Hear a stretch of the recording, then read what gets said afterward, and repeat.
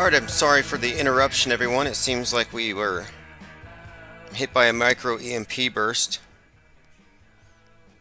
or an errant mouse click. I canceled everything when I was just trying to turn the phones on. 833-311-1984, they are on. Let me go ahead and see. I think we have some voicemails to respond to.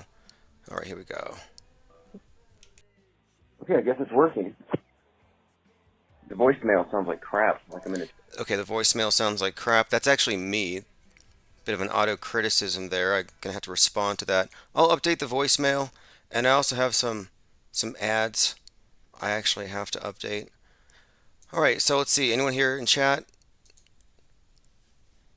All right, let me see. Yes, thanks everyone for showing back up. Joined by Kahuna Bear, Maxwell Cooper, Restless Bear, Thirst for Truth.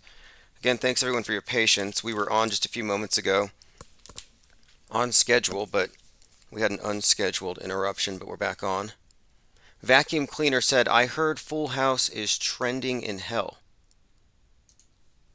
It is quite hellish when you listen to the Bob Saget that they don't really talk about. I mean, you think about him with Full House, but outside of that, you have the comedian who has this notoriously, what do you call that? That sense of humor. But beyond that, he has these routines, these joke routines that really go into excruciating detail about some pretty horrific situations, which it's Pizzagate humor is what I would call it. If you want to call it humor, it's Pizzagate humor. In fact, let me go ahead and bring up this clip here, just so you all know where we're coming from with this Bob Saget predicting his own death. Now, this isn't the Instagram post that we referenced last time. This is actually Bob, in his own words, in a non sequitur kind of awkward sort of way, just inserts them into the conversation almost subliminally. So this is Bob Saget predicted his. So I don't have long to live. These are your favorites. I'm going to be found dead in bed. You better watch out. Okay, so they're talking about favorite movies like Big Lebowski and others. And so he says, these are your favorite movies, but he throws in there, I don't have long to live. I will be found dead in bed. He throws it in there. Doesn't make any sense. Let me play that again. So I don't have long to live. These are your favorites. I'm going to be found dead in bed. You better watch out. So if you want to call and talk about that, let's talk about Bob Saget predicting his own death. What does that mean? So another thing I wanted to discuss is going to be the date itself. Today is January the 17th, 2022. Happy birthday, Jim Carrey, Major, the White House dog, and Betty White. The significance there, we'll just go through these.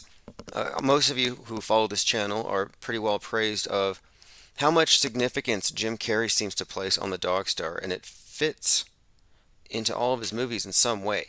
Most conspicuously in the movie The Truman Show, where it's the dog star falling from the sky that causes him to wake up to the reality that everything was in fact just a stage set up for his imprisonment.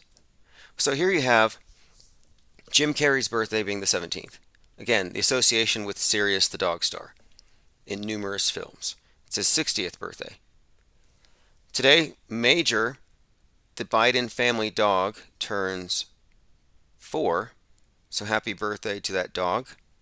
Is it 4 or 5? It's 4. It's born in 2018. And then another thing here, Betty White would have been 100 today. So Betty White would have been 100. Now, the significance there is her death was in the news on New Year's. So it's on the news on New Year's. Well, New Year's happens to be the night that everyone in the world is worshiping the dog star Sirius, the god star for the Masons and the occultists. So whether you know it or not, you're all reveling the same way. You might as well be burning effigies and go into the Bohemian Grove yourself. Just roast your own human effigy. Fashion your own owls out of stone, because you're taking part in the same rituals. Go barbecue at the Georgia Guidestones. Because it says here, the dog star is also known too as the blazing star, also known as the Bethlehem star, and it is also a white star. So Betty White Betty Bethlehem White Star. She's called a trailblazing star, commemorated on the day that the world venerates the dog star, which reaches its highest point that night at midnight. And the countdown with the falling ball at Times Square represents this thing. So my point here is that today would be her 100th birthday. And again, she was commemorated on that day. It's also Jim Carrey's birthday and the White House dog. Another blatant dog star connection there. Anybody have anything to add to that? That's another one of the topics we'll be discussing. I'm looking forward to the 19th. Look up on the 19th. Just a heads up there. And I have a feeling Space Wars is getting really close. Space is heating up. And I think that was the real subtext, the occult meaning behind the story of the space heaters causing the northwest tower of that 19th-story building on 1-9 to burn. It's all just symbolism. It's all a psyop, bro, as the other Tim Ostman used to say. I mean, I don't mean to be dismissive and say it's all just a psyop, because it's actually leading somewhere. It's not like they're just doing these events in isolation. It's all just walking us towards something bigger. And I think we see where it's going. Garrett7 says, audio, is it my phone? Try refreshing if you're using DLive. For some reason, and it's probably because they have some Chinese agent getting in between you and me.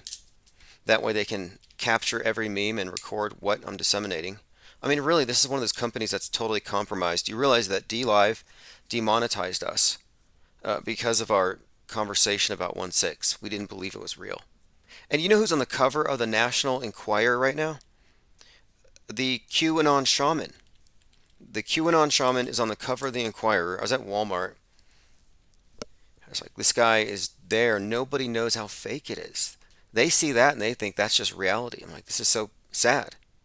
So I posted a picture of it on my Twitter, and someone said that if you take the two bottom rows of letters, the two headlines on the bottom, like you got these, or these two, here we go. These two highlighted areas that describe the QAnon shaman. Apparently he came out and he gave an interview to the Enquirer. He says, QAnon shaman tells all, an explosive Enquirer interview. Who gave the orders and why? America will never believe it. So there you have it. And of course, this is someone who is, in all likelihood, Owen Schroyer. Now, look at the bottom. QAnon shaman tells all, an explosive Enquirer interview. Who gave the orders and the why? America will never believe it. So if you look at the highlighted section for this entire thing, it just, and this is something someone else pointed out to me, you can actually connect it. You can actually take these letters and you can actually spell Owen Schroyer out of the bottom two lines. I have proof here. Probably just a coincidence, but yes, you can spell Owen Schroyer out of those two bottom But- sentences. So I don't have long to live. These are your favorites. I'm going to be found dead in bed. You better watch out. Sorry about that. That was, I went the wrong direction. That was Bob Saget. Again, completely normal thing for celebrities to do, mentioning that they're all going to die. Here you can see Owen Schroyer can be clearly derived off of the cover of the Enquirer. How weird is that? Right off the cover. Angst G says InfoWars shaman. Yep, exactly. The InfoWars shaman. Not even a good disguise. I tweeted him about it, and you know what he didn't do? He didn't deny it. If someone accused me of being the guy that basically ruined America, I'd be like, no, it's not me. I'd distance myself from whoever that person really is. But no, he just ignores my tweets. So that's a little suspect. If anybody hears from Owen Schroyer, ask him, hey, where were you on 1.6? I mean, we do have an image of him on the stage, but not the whole time. There was a moment there. And if you read or if you listen to Joan Mendez in particular, she was working with the CIA for decades on disguise. She talked about how they would switch from one persona into the other in 30 seconds or less. Cyclops tweeted this. I retweeted his tweet. So the first clue I saw confirming the theory came in a new music video for a new Juice WRLD song, Burn. I have that on my Spotify. I heard that one. And I don't go out looking for music. And so when something's recommended to me, I usually take it as a sign that this is being disseminated into the collective consciousness. They want us all to be aware of it, whatever it happens to be. And the video for Burn, and this is the first I've seen of it, depicts the apocalypse with meteors destroying the Earth. So this is all very consistent with the entire Skyfall narrative we've been presented with. Don't Look Up, Space Force doing drills having to do with satellites, Russia and China teaming up on a moon base, space heaters, indications of another 9/11 coming, given away in the symbolism of that staged fire in the Bronx, suggesting that there's going to be a space 9/11, if you ask me, space heaters, space heating up, probably targeting the Northwest. So I'm not hoping, but I'm expecting, just based on what we've observed here, what they're giving away in all of these movies. I mean, it's so many movies where it's the same exact imagery. I think it's going to hit Seattle, whatever it is. So if you're in Seattle, you know, I don't know what to say at this point. It's not like they didn't tell you. All right, let's go ahead and see who's in the chats here. All right, looks like we have a number of new people. If you want to go ahead and say hi in the chats, I'll go ahead and make sure I pass out wrenches. Now, I'm going to play this clip one more time. I think it's just, this is the creepiest thing. Bob Saget almost sounds like he's under duress. Like, and that this person he's talking to, this Kelly or whatever, is somehow trying to control it, saying to him, better watch out. Take a listen. Closer attention this time to this other person and her But- response. So I don't have long to live. These are your favorites. I'm going to be found dead in bed. You better watch out. So why did Kelly Rizzo say, you better watch out, in a very menacing tone? Is he under duress? Maybe he's lower on the pyramid of Illuminati baby eaters, and he's perhaps worried about his safety. Listen to this part one more time. I don't mean to get conspiratorial. I don't want to read too much into this, but this is not the only thing pointing at his own death. I mean, he tweeted about it on Instagram saying he's going to keep touring until he gets the special shot. So I'm like, what does that mean? Is he going to die soon? Does he know? Is he under duress? Live. These are your favorites. I'm going to be found dead in bed.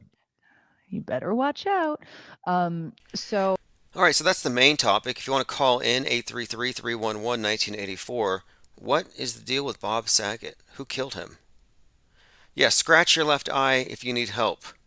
Or scratch your nose if JFK Jr. is still alive. That's the new one. RFK actually went with that. Okay, let's do that again. I'm going to play it slow just so we can really hear the tone and see if we're missing anything here. But Favorites. I'm going to be found dead in bed. you better watch out. So bizarre. I mean, what else can you say? Very bizarre. So if you want to call on that, please do. Also, the other topic is the sky falling being presaged in all of the movies, commercials, music videos. Here is Juice WRLD with a 666 vortex on his back, lost in the abyss, watching stuff fall from the sky. He's also in a Foot Locker commercial. We're talking about Juice WRLD, Death Faker, by the way. It shows a meteor shower, an alien invasion, and a zombie attack. It's an end of the world sign that he focuses on here. So again, this is all stuff that is very consistent with what we've seen in the movies. I just watched The 100. I just watched... I think I heard something outside. Sorry about that. Making sure it wasn't another one of these attempted Vax dronies, these Vax drones bumping against the window. That's what they're doing now. No, actually, that was one of the scenarios we came up with. At some point, they're going to send out the Vax drones. But what they would actually what I would imagine the way it would actually work out is it wouldn't be like Black Mirror, where you're running from the thing. No, they're just going to get people so conditioned to their weekly booster that Amazon is just going to Vax drone them to everybody who's quarantined. So every day you can hear a little buzzing and it's your daily Vax. Yeah, does anybody have anything to say about Bob Saget? Does it make any sense about the special shot context? Doesn't make any sense to me. Okay, anyway, if you're looking at the screen, you see a big kraken swallowing up a building. We're talking about Juice World in this video. A lot of post-apocalypse stuff. I can see that. That's a reoccurring theme. And zombies. Like, if you think about it, out of all of the things that we have been conditioned to expect for the future, more than almost anything besides aliens, perhaps zombies. Zombies is one of the things we've been conditioned to expect. So it's kind of odd that they haven't shown up yet. Another thing, and I brought this up earlier, global warming, the scenario, the doomsday prophecy, actually started in 88, June of 88. So global warming's 33. So I would expect that this is the year that it comes into fruition. There's a lot to analyze in this video. I've seen this one. It's a commercial about the end of the world by Foot Locker. Juice WRLD's in it. And at the end, they actually kick a corpse on the ground, which I thought was very interesting. Just there's some kind of a subtext here. Now look at this too. This is also another image from Juice WRLD, Into the Abyss, HBO Max. So this is very reminiscent, if you ask me, of Astro World. And I don't know if there's any relationship between the two, but Astro World, Juice WRLD, the word world, meaning the entire world that we're in, but also spinning. Both of these things have the vortex, the portal to hell, the world. So when I think of the world stage, I think of people who are being discombobulated. They're disconnected from reality. They're whirling. They're being spun. And so what I'm looking at here is Juice WRLD, Astro World, a lot of common themes. And speaking of which, the Astro World concert had 50,000 people. 9 were crushed to death. 20 years prior, at the Rock Slide Festival, headlined by Pearl Jam, there were exactly 50,000 people with 9 getting crushed. Same numbers. But what's more, Travis Scott from Astro World, the headliner, Travis Scott actually had the Pearl Jam concert shirt on that has this vortex thing on. And it was the shirt from that particular concert. He had it on in a music video called Escape Plan that debuted 2 days before the concert. I mean, that is so far beyond coincidence. And they're very subtle. They're very subtle about it. I mean, it only shows up in the music video for about 5 or 6 frames. Like barely, you can't even see it unless you pause. So it's very subtle, but it's there. Okay, Salty says zombies are the NPCs, are the grays. They're the ones with, okay. Right. Vacuum Cleaner says the video of Tupac asking someone for help with the MGM Grand has disappeared from the internet. I remember it looked like he was saying, they're going to kill me, I can't find it now. Maybe you've been Mandela affected. Does that video even exist, or is it a memory of something that should exist? But I remember a story about him crawling through the sewers like Teenage Mutant Ninja Turtles, being shot through the hand. I don't think there's any evidence the guy was ever shot. I really don't. I don't think he's dead, and I don't think he fled to Cuba, and I don't think he's that guy that showed up at the Trump rally. All right, let's see. Going through comments. Lean Dion says, the bus driver frantically demanded I put a mask on. I covered my whole face with it, and that satisfied her, she's shrieking. Yeah, the mask Karens. They hate faces. Your face is an obscenity to them. You're a breather. It also, it makes you an individual, and they're trying to de-individualize us. We're trying to become hive-minded creatures. I've been talking about how we're being coerced into spacesuits, and I've been getting more and more of those sent to me every single day of people putting themselves in fish bowls. Like basically a space helmet, like something out of a B movie. Not even like new, sometimes it looks like they're just literally putting plastic bags over their head. It's insane. It's quite literally insane, but the fact is our society is insane right now. And those of us who are sane, who are here we go. God, this is insane. I'm sorry, what do you call this? This person is here's why it's problematic to me. So this person is at a train station with the fishbowl on the head, the ventilator, the mask, but they're sitting in a public place. They don't have full body protective posture. So the instant they take that helmet off, they're going to be exposed. I mean, I just think it's such a farce. Unless you're going through a decon zone, unless you're changing clothes. And I have another prediction.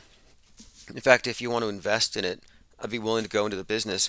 I have a prediction that there's going to be some very fashionable Tyvek style PPE, different colors, but different styles, but fully functional, on the market very soon. So people travel and they'll probably dispose of their pants afterward.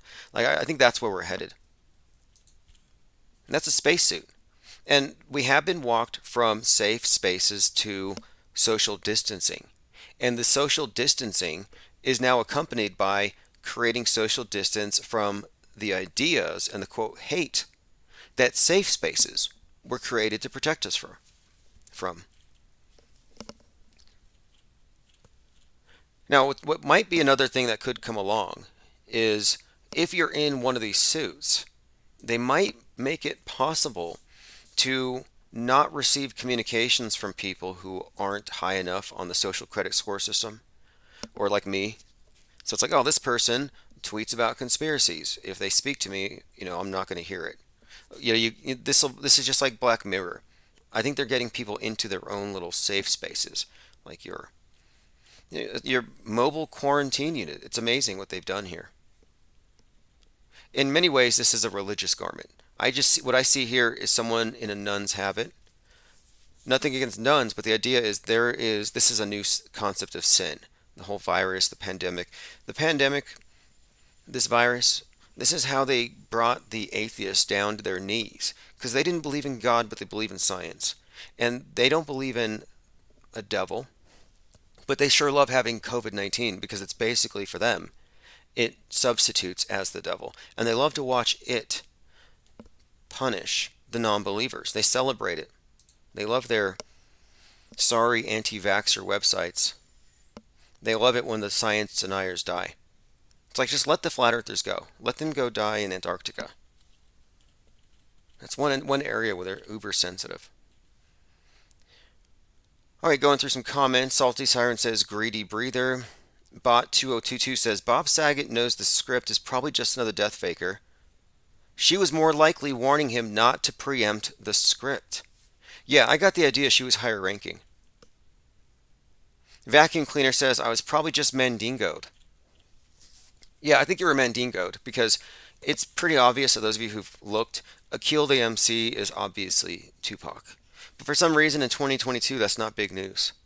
Like, imagine that. We know the truth about so many of these death fakers, and nobody cares anymore. Thirst for Truth says, study finds masks make you more attractive. I've seen that. Again, this is a war on humanity, on individualism, on your face.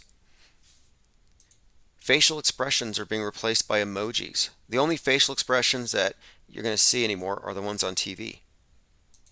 And those ones have all been filtered. All right, let me go ahead and go through a few other headlines and we'll continue. Quite a lot of symbolism, though, with this Juice WRLD character. All the popular musicians have been co-opted to serve as propaganda promulgators for the most part. They all reinforce the dominant. People are faking it. Cardi B, she said these guys are faking it for money. She thought it was some kind of a hustle, and she was right. I think she said, I gotta find the exact quote, because right after, though, she started getting into it. Here we go. Something else she had said. She said she wanted in on it, was what she said. Here we go. Wrap up. Cardi B thinks celebrities are being paid to say they have coronavirus. So you can't tell me that she's under the thumb of some CIA agent or some operation that monitors everything she says, because this was way off script. But then she did an about face, and I think she's even invested heavily in PCR tests and masks and everything else. Cardi B thinks celebrities are being paid to say they have coronavirus. She says she's puzzled by the fact that nobody has any symptoms, but I want to find the part where she said, here it is. She questions whether they're being paid to say they have it. She says, quote, I'm starting to feel like you're all being paid to say they got it. And if you're paying them to say they got it, pay me too. She said she's trying to get paid. And then she also said, a bitch trying to get lipo. So, I mean, again, I think they let her in on it. I'm pretty sure that they paid her to catch it. So there you have it, Cardi B, auto hoaxer. Inadvertent auto hoaxer. They can't have celebrities doing that. And that's the problem, that it's common sense, it's obvious. But nope, if you defer to your common sense, you will be corrected. All right, let's move on. A few more headlines I wanted to go through. The main one, though, was the Bob Saget bombshell that he somehow knew he was going to die. Not only that, somehow he suggested it would be the result of a shot, a very mysterious thing to say. And then finally, his co-host on the show seemed to try to goad him, or guide him rather, away from talking about that saying. Something about, I don't know, maybe he was treading in hot water. But anyway, he said, quote, I don't have long to live. I'm going to be found dead in bed. Okay, we talked about the birthdays of Jim Carrey, Major the White House Dog, and Betty White. Okay, a few other things. A sixth mass extinction event is in progress. I think Elon Musk is doomsaying again. He's in some kind of mood. Apparently everything's going to die. They're too extreme for QAnon, but right at home at the Trump rally. So it's really getting into the news that JFK Jr. is believed to have returned. Not only that, but that he was actually the guy wearing a Trump costume the other night. So in case you missed it. YouTube removes QAnon videos claiming Donald Trump is Mussolini's nephew. So I've heard a few things. I heard that General Flynn was related to Patton, and there's even someone they're touting as being Marilyn Monroe. So yeah, they have this entire cast of dead celebrities coming back to save us all. Another topic, Flat Earth is going to be brought back to the BBC for some reason, and there's a lot of opposition to it. We'll cover that as it happens. Yeah, this Dallas QAnon cult believes that JFK was disguised as Trump. Yeah, I feel almost embarrassed saying it. They're saying it's actually JFK. Here's something from The Sun. House of Pain. Inside the Curse of Full House. So apparently there's a Full House curse. All these celebrity and media curses are always fascinating to me. Like the 27 Club, the Die Young curse. So this is another curse. I have not heard about this one. Matt King says, didn't Juice WRLD die? Yeah, he fake died, and you know, that's the thing. They die and they continue to have these posthumous releases. Joined by 5 Minutes of Fame, Clockwork 113, and a literalist, Mary Smith. Thank you, everyone. So listen to these curses. These are horrific, and I'll save the worst for last. So, House of Pain, Inside Curse of the Full House Stars. One, and forgive me for not knowing their names. Uncle Jesse's girlfriend, mail fraud. Kimmy from Next Door, troubled relationships. The Elvis impersonator guy, DUI. You know, Bob Saget, Pizzagate or whatever. And then the other one, the older sister, conservative views. So according to The Sun, conservative views counts as the House of Pain curse. Like, that's bizarre. A DUI, I get it, but still, there are worse things than conservative views. She's like a QAnon or something. They have a picture of her, like, how did it happen? In retrospect, all the early warning signs were there. All right, let me go ahead and open phones. Someone said they try to call. 833-311-1984. Okay, I got a voicemail from John the Plumber. Hey, Tim, it's John the Plumber in Florida. I was just calling to let you know I was listening to maybe the replay or whatever you had going on this morning. Maybe it was from yesterday, but we were talking about the Epstein-Barr syndrome. and it just freaked me out, man. I mean, I almost got into a car accident just listening to it. Just thinking about it, I was like, Okay, let me bring this up. The Epstein-Barr thing is kind of a big deal. It really is. What we're talking about is um, how do you explain this? I mean, here's my article on it. Alice in Wonderland, space relations, and the Epstein-Barr virus. These are some interesting connections, is all. So I was reading about the Moderna human trials for a shot, quote, built using the same mRNA tech as the company's COVID vax that could be called the first Epstein-Barr virus vaccine. So, just for some perspective here, the Epstein-Barr virus, and here's how it connects. So, Jeffrey Epstein worked for Donald Barr, the father of A.G. Barr. They worked around teenagers because they worked at a school.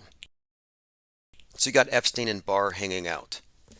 Now, Donald Barr wrote really bad fiction, specifically Space Relations, a Gothic tale about enslaving teenagers on islands. So here you have Jeffrey Epstein in a school with teenagers, employed by a guy named Barr, who writes books about enslaving teenagers out in space, space relations. Now here's where it gets weird. There's a sexually transmitted disease called the Epstein-Barr virus. That's the nature of this disease. It's what they just got a vax for. And the vax, there you tie in your Bill Gates, another Epstein buddy. One of the symptoms of this particular STD, the Epstein-Barr, the Alice in Wonderland syndrome, where they suffer size and, quote, space relation distortions. Like everything about size and space relations gets distorted, and time as well. So again, this Alice in Wonderland STD, Alice in Wonderland syndrome, it says it's a rare neurological disorder, distortions of visual perception, body image, experience of time, and people also feel like things are smaller than they are. So the connection here, well, anyone who studies or researches conspiracy theories knows that there's quite a lot of symbolism correlating MK Ultra, mind control, human trafficking, and everything else to Alice in Wonderland. And the entire Epstein, QAnon, human trafficking narrative has a lot of follow the white rabbit type of symbolism as well. But again, this is space relations, Donald Barr. And then another aspect to it may have to do, I think, with, well, I have some other ideas about where this might connect. But again, just a side note. So let's go back to the voicemail and hear why this caused him to swerve, why it distorted his sense of time and space. it just freaked me out, man. I mean, I almost got into a car accident just listening to it. Just thinking about it, I was like,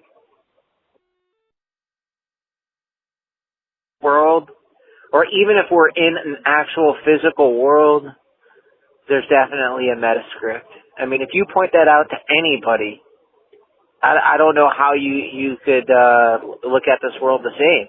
It almost makes it to where, like, I'm not even afraid anymore. I'm not afraid of anything. I know, like, none of this is real, so there's no point in even getting worried about anything. There is no Epstein. There is no Maxwell. All the shit is make-believe. It's like fucking Hollywood is running the world. Which would actually be good news. It'd be good news. So it's kind of strange. People are hoping for, trust the plan. They hope it's true. They hope JFK is coming back. Well, if JFK comes back, it means all this insane stuff is 100% true.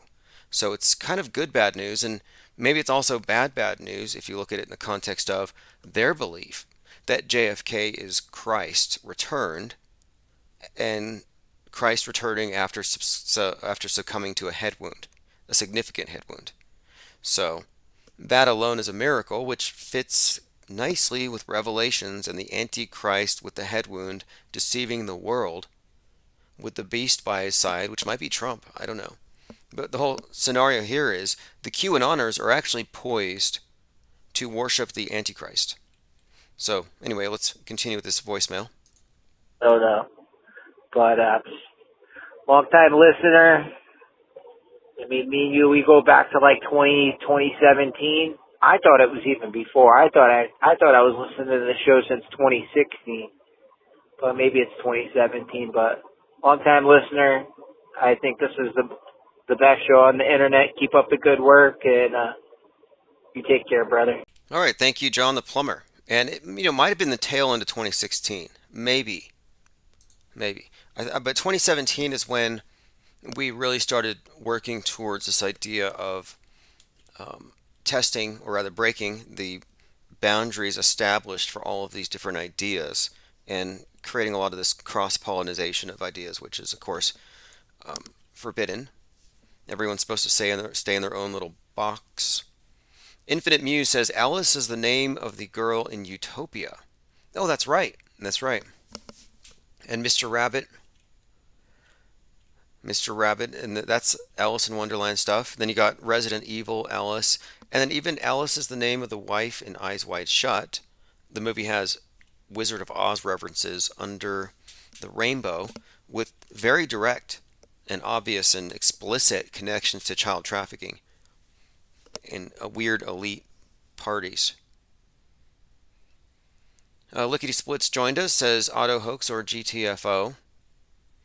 Yes, exactly. Now, NA Literalist said Epstein wanted to spread his virus far and wide. Well, let's get a little further here.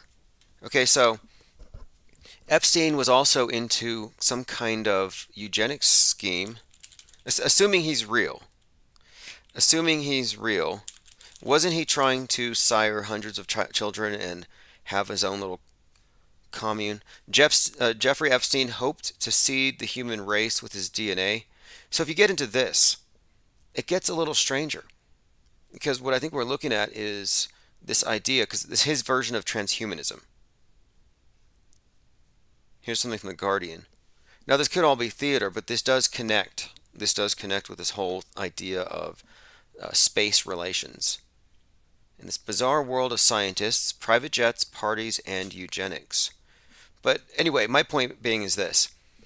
This whole space relations connection to Epstein and the Epstein-Barr virus, the distortions of time and space, this may all involve, I think, fake space travel. What greater example could there be of a distortion of time and space than living in a deep underground Mars base beneath Arizona, thinking that you're millions of miles away? But I suspect there might be something to the idea of the rich with their own little arcs populating their deep underground bases with their children, their progeny, because they can create the next generations while the rest of us get wiped off the surface. Like perhaps that's the case. There's a lot of arc symbolism in all these movies. 100 in particular. It's very strong with that one, where the space arc is used to preserve humanity because we've nuked everything after we gave control to an AI. And they send 100 of the youth down. Reminds me of the mud flood conspiracy theory with the orphan trains. Like orphan trains from space. And everything's based on a reset. Everything's under mud. The Statue of Liberty is up to his neck. Which is common, the Statue of Liberty being mostly buried. Which is just, to me, not necessarily mud flood in the sense of like a tidal wave. It just means sediment deposited after a flood, I suppose. Alright, I am going through some comments. Lane Dion says Raccoon City and Resident Evil anagram for Corona. Yeah, I recall there was also some connection between the logo from Resident Evil and some place out there in Bat Stew Central.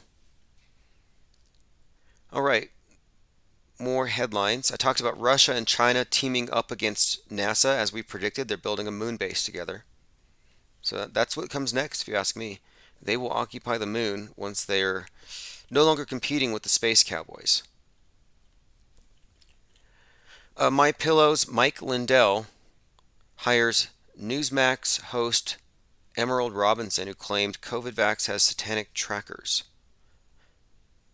Now, I watched Trump's speech, or most of it, the other night, and I've watched more closely the reactions of others, especially the QAnoners, to this thing. And again, they don't believe that that was actually Trump.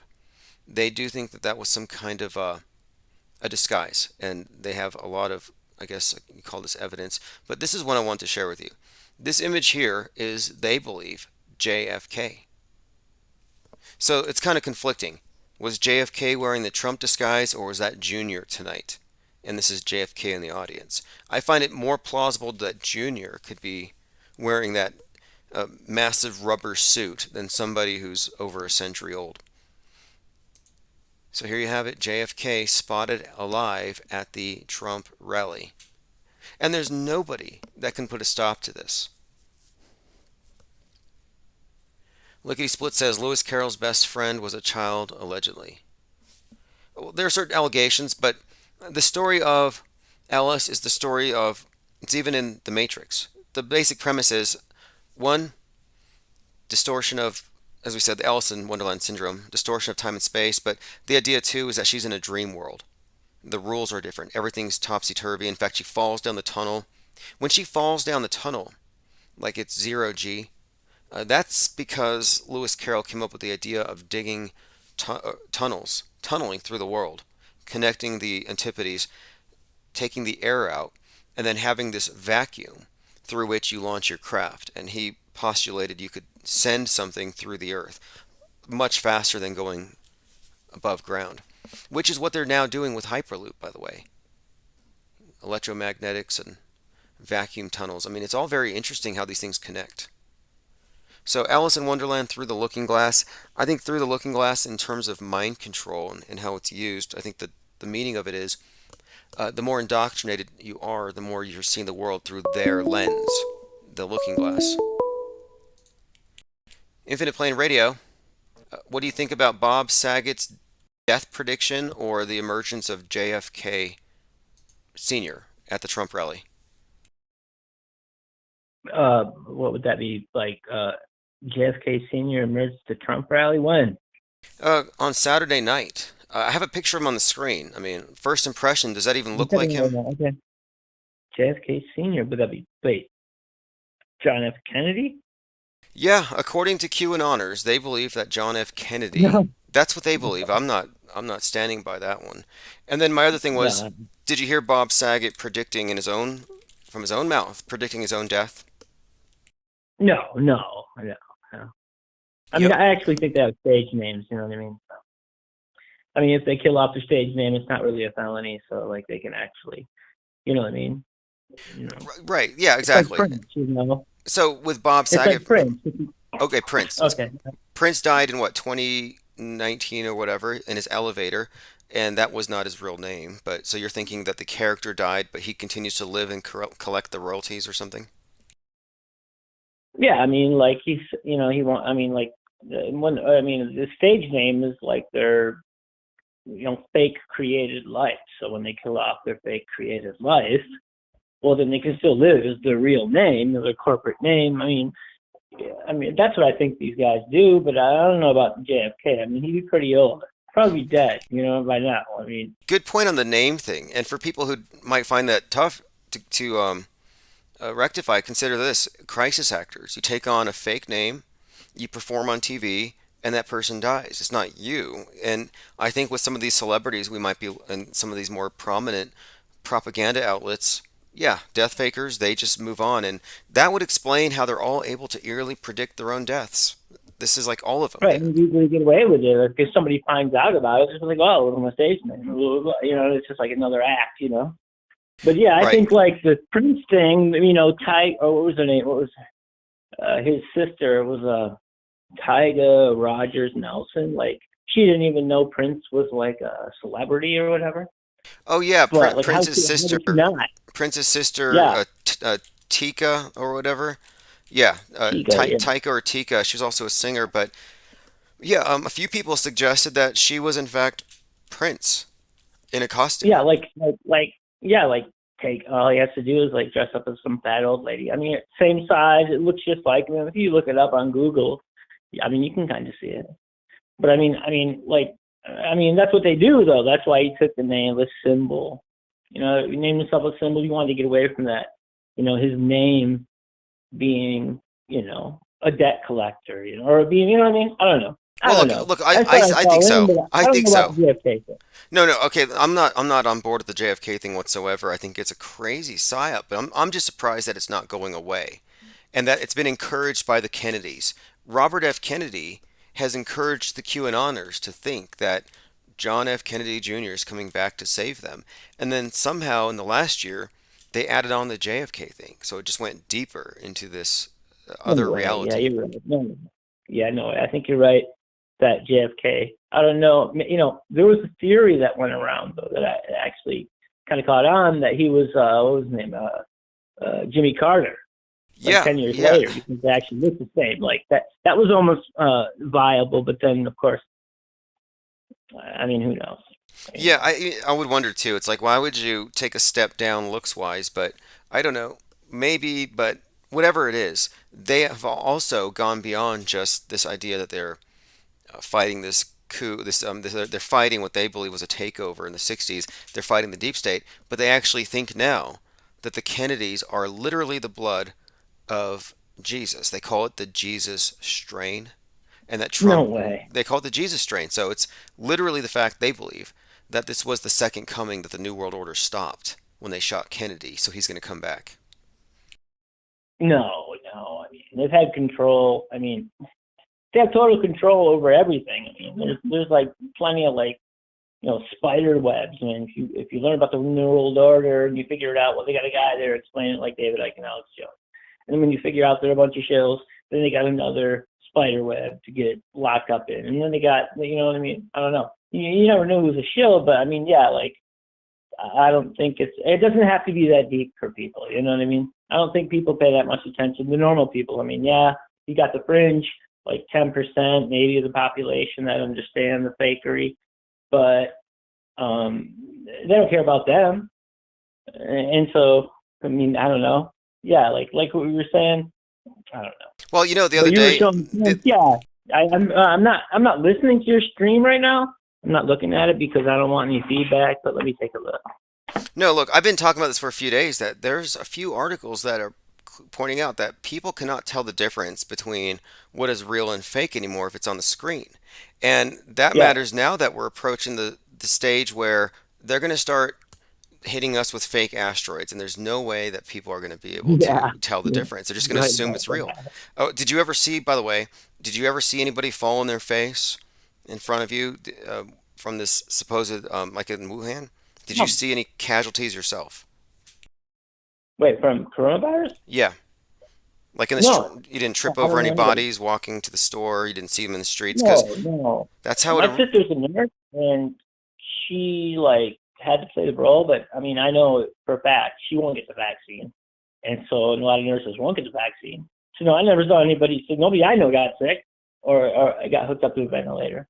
But I mean, but people are scared about it. So I mean, I don't know. My point being is I that mean, most people won't have direct interface with whatever the next big psyop is. It's always going to be secondhand and filtered because even with 9/11, there were very few witnesses. And when you go back and you examine those witnesses, they're all very questionable. They sound like plants. yeah, They're comical. yeah. So whatever they do next, it could be in any big city or whatever, but they will have the actors in place so that even if we don't see What it, the about that masses will. volcano? What about that volcano? Was that like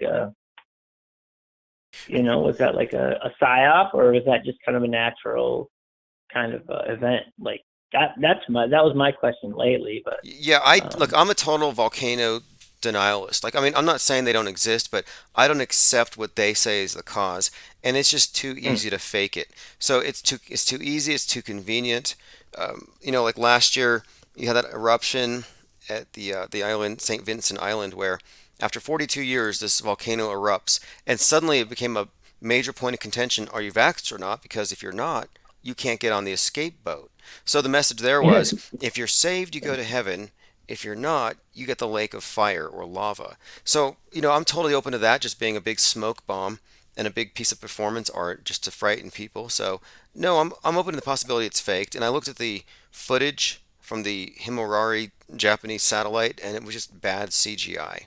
So a CGI yeah, the Kano. CGI. I mean, on a globe. I mean, they were saying on a globe. I mean, a guy.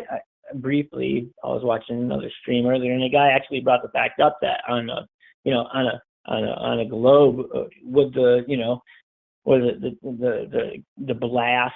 I mean, would it be would it work on a globe? And no, it wouldn't. I mean, it probably wouldn't work on a globe. So I don't know. I'm so skeptical about the flat Earth, but I mean, geez, Oh yeah, I mean, who knows? same. I'm wondering too, like if they do pull off nukes. 'Cause I don't believe that nukes exist the way they've been described. However, No, I think they no, can I mean, simulate high altitude detonations with the commensurate level of EMP and the blast radius. So the EMP mm, depends on how high the thing is and how big it is, and I think they could fake that easily. And it wouldn't take very much mm, to simulate it. And recently, Space Force has already been drilling for Russia and China shooting at our satellites. So I'm expecting yeah, any day now. really, any day. Okay, yeah, okay. Well, I guess they could stage. I mean, they could, because the population is so, brainwashed. They could stage an asteroid attack, or We, they could stage I would say what is sooner than it? likely. A quantum projection, whatever. You know what I mean? Sooner is more likely than later because Really? in the last month alone, I can point to a number of very popular new Netflix and mainstream movie releases like that Leonardo DiCaprio movie, and it's all putting the same exact imagery in everybody's head. Stuff falling from the sky. Then you have Like the the concurrent military 9/11 drills. people are doing and Yeah, stuff. Yeah. yep. And then you have the concurrent drills with the Space Force. So if you got drills, you got movies, it's usually an indicator of what's coming. On a subliminal level, yeah, but I mean, but what I found out over time is that it'll always be something like that's like, they're showing us the obvious scenario, but it's always going to be something subversive. Like I didn't know that they would pull out the coronavirus after I understood 9/11 and why they had did that. I didn't realize, like had all these theories, but I didn't realize that they'd pull out the coronavirus. But then Right. when it did come around, I realized exactly what it was all about. In March 11th, when they actually declared the state of emergency, Donald Trump declared the state of emergency, I was like, oh, it's all about the vaccine. And I told everybody at work. And, I even called my manager, my kitchen manager. She's kind of into conspiracies. I even called him. I said, you're a fool. This is just fakery. It's all about the vaccine. And then 2 years later, it's all about the vaccine. So, it's another way for them to like clamp down. They do it so slow, like generationally, to Well, where most, yeah, I see you on that. nobody even Yes, realizes it, they aren't going to be super obvious. I mean, for all we know, the virus thing was in fact the UFO invasion. There are a lot of indicators that they want to go to environmental lockdowns, but I think that the next thing it couldn't be asteroids or comets necessarily, in my opinion, because these things are natural and random. But what they could do is they Mhm. could use those to prepare us psychologically and to seed our Mhm. imaginations with the imagery for when they do space wars, man caused destruction of the low Mhm. Earth orbit infrastructure. So that's what I'm thinking. I'm thinking space war and space Yeah, junk falling on us. it's Like, heavy. yeah. Yeah, it's heavy. Yeah, like I agree with that. Like, yeah. Um, but like I said, a lot of the times, do they even have to be so subversive? I mean, most people are just stupid anyway. I mean, from what I've seen, if they can't, you know, say watch The Matrix 4. I watched The Matrix 4, and everything in The Matrix 4, it was all of this like SJW subliminal. You know what I mean? Like it I and see. then like what, yeah, like I don't know, like what was her name, Trinity was like, no, she's the savior, the female, and it's like, Oh, it's like really? I'll have to watch it the because version look, just that's on all these levels. okay. That's It's another so one of hard to these like, get through to people. in all of those movies I mentioned, Wheel of Time, The 100, Real thing. Raised by Wolves, all these different series Mhm. have the same recurring themes. Stuff falling from the sky, resets, but also Mhm. a female ruler or leader. It's not a male in any of these. And it stands out. They Mhm. make a big deal about it. And I think this could also be psychologically preparing us for President Harris or something. Well, yeah, yeah. Yeah. There's been some like buzz in the conspiracy community about Joe Biden, like keeling over or like giving up his stage name or whatever. But I believe it could be that way. But then that would make it easy for Trump to come back in, or at least people want to vote Trump back in. Oh yeah, people who I don't. vote. I mean, like if people are still voting for a savior at this point, they're on the world. They're lost. They're part of the Yeah, show. They're part of the show at this point. It's like they're crisis actors. yeah. Trump's totally like when he did WWE. Um, when he was on WWE and he did all that. Come on, that's actor shit. He worked for NBC for 10 years. It's like he's part of the show. Like, the hatred for Trump got him elected because people have zero, respect for the media and government nowadays. So anybody that said they're against the government is going to get elected. So, Yeah, that um, was his thing. He took the term fake news, but he challenged the media, and you can see the blowback from that. But yeah, again, I'm watching this whole thing somewhat impartially. I'm yeah. very suspicious about this whole Q scenario as well because now it's devolved into this doomsday cult with this. It's kind of like a neo Christianity, and I think that they might be used as some sort of a patsy for some incoming psyop as a way to attack free speech itself. Like I think QAnon is a major Trojan horse psyop to take down the right. Yeah. Yeah, I was saying about QAnon. Yeah, QAnon. Yeah, it's obviously a setup. It's old conspiracy stuff.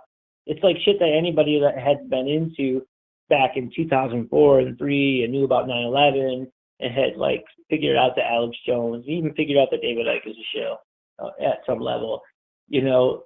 But then when you know about QAnon and then you did a little bit of research on their talking points and their research, you would know that it's old school conspiracy, deep state. There's some guys in the government that, you know what I mean, are trying to work against the government. No, the whole government's a fucking deep state operation.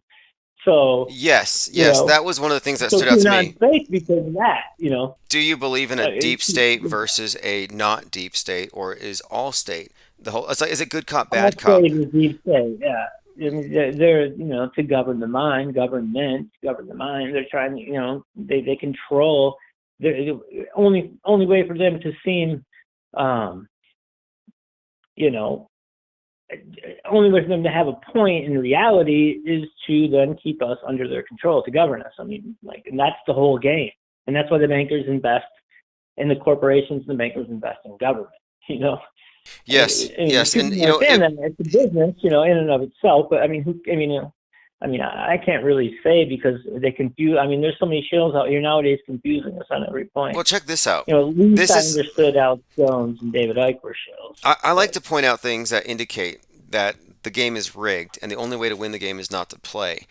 For example, yeah, you've got Team Soy Boy, Team, which is the Antifa side versus Proud Boy. mhm, It's like, well, both. yeah, It's like I don't want to be on Soy Boy or Proud Boy begging for the attention of Father limited, yeah, Government. Yeah, I'm like, no limited thanks. hangouts, yeah, But then look at the characters that they give you to polarize the masses, the leaders, the representatives of their ideology, where you've got Kyle Rittenhouse for the right, Greta Thunberg representing the Great Reset left, and they have the exact yeah. same birthday. They both turned 19 on the 3rd of Do this you month. really? I Yeah, didn't know that. they were I both didn't know born that. January 3rd, 2003. They turned 19. That's why CNN doesn't want to deal with her anymore. She's Somebody over said Kyle 18. Rittenhouse was Noah Posner somewhere. That's believable. It really is. I've seen the I don't know. comparisons. Is he a Sandy Hooker? It's possible they recycle a lot of their actors, like you saw they've done with Gabby Petito was a Sandy Hooker. She was a part of a music video after that thing. Yeah. Uh-huh. So that I would. didn't know that. No, I didn't know that. No. Oh yeah, she was in a music video after Sandy Hook. So she's literally from there.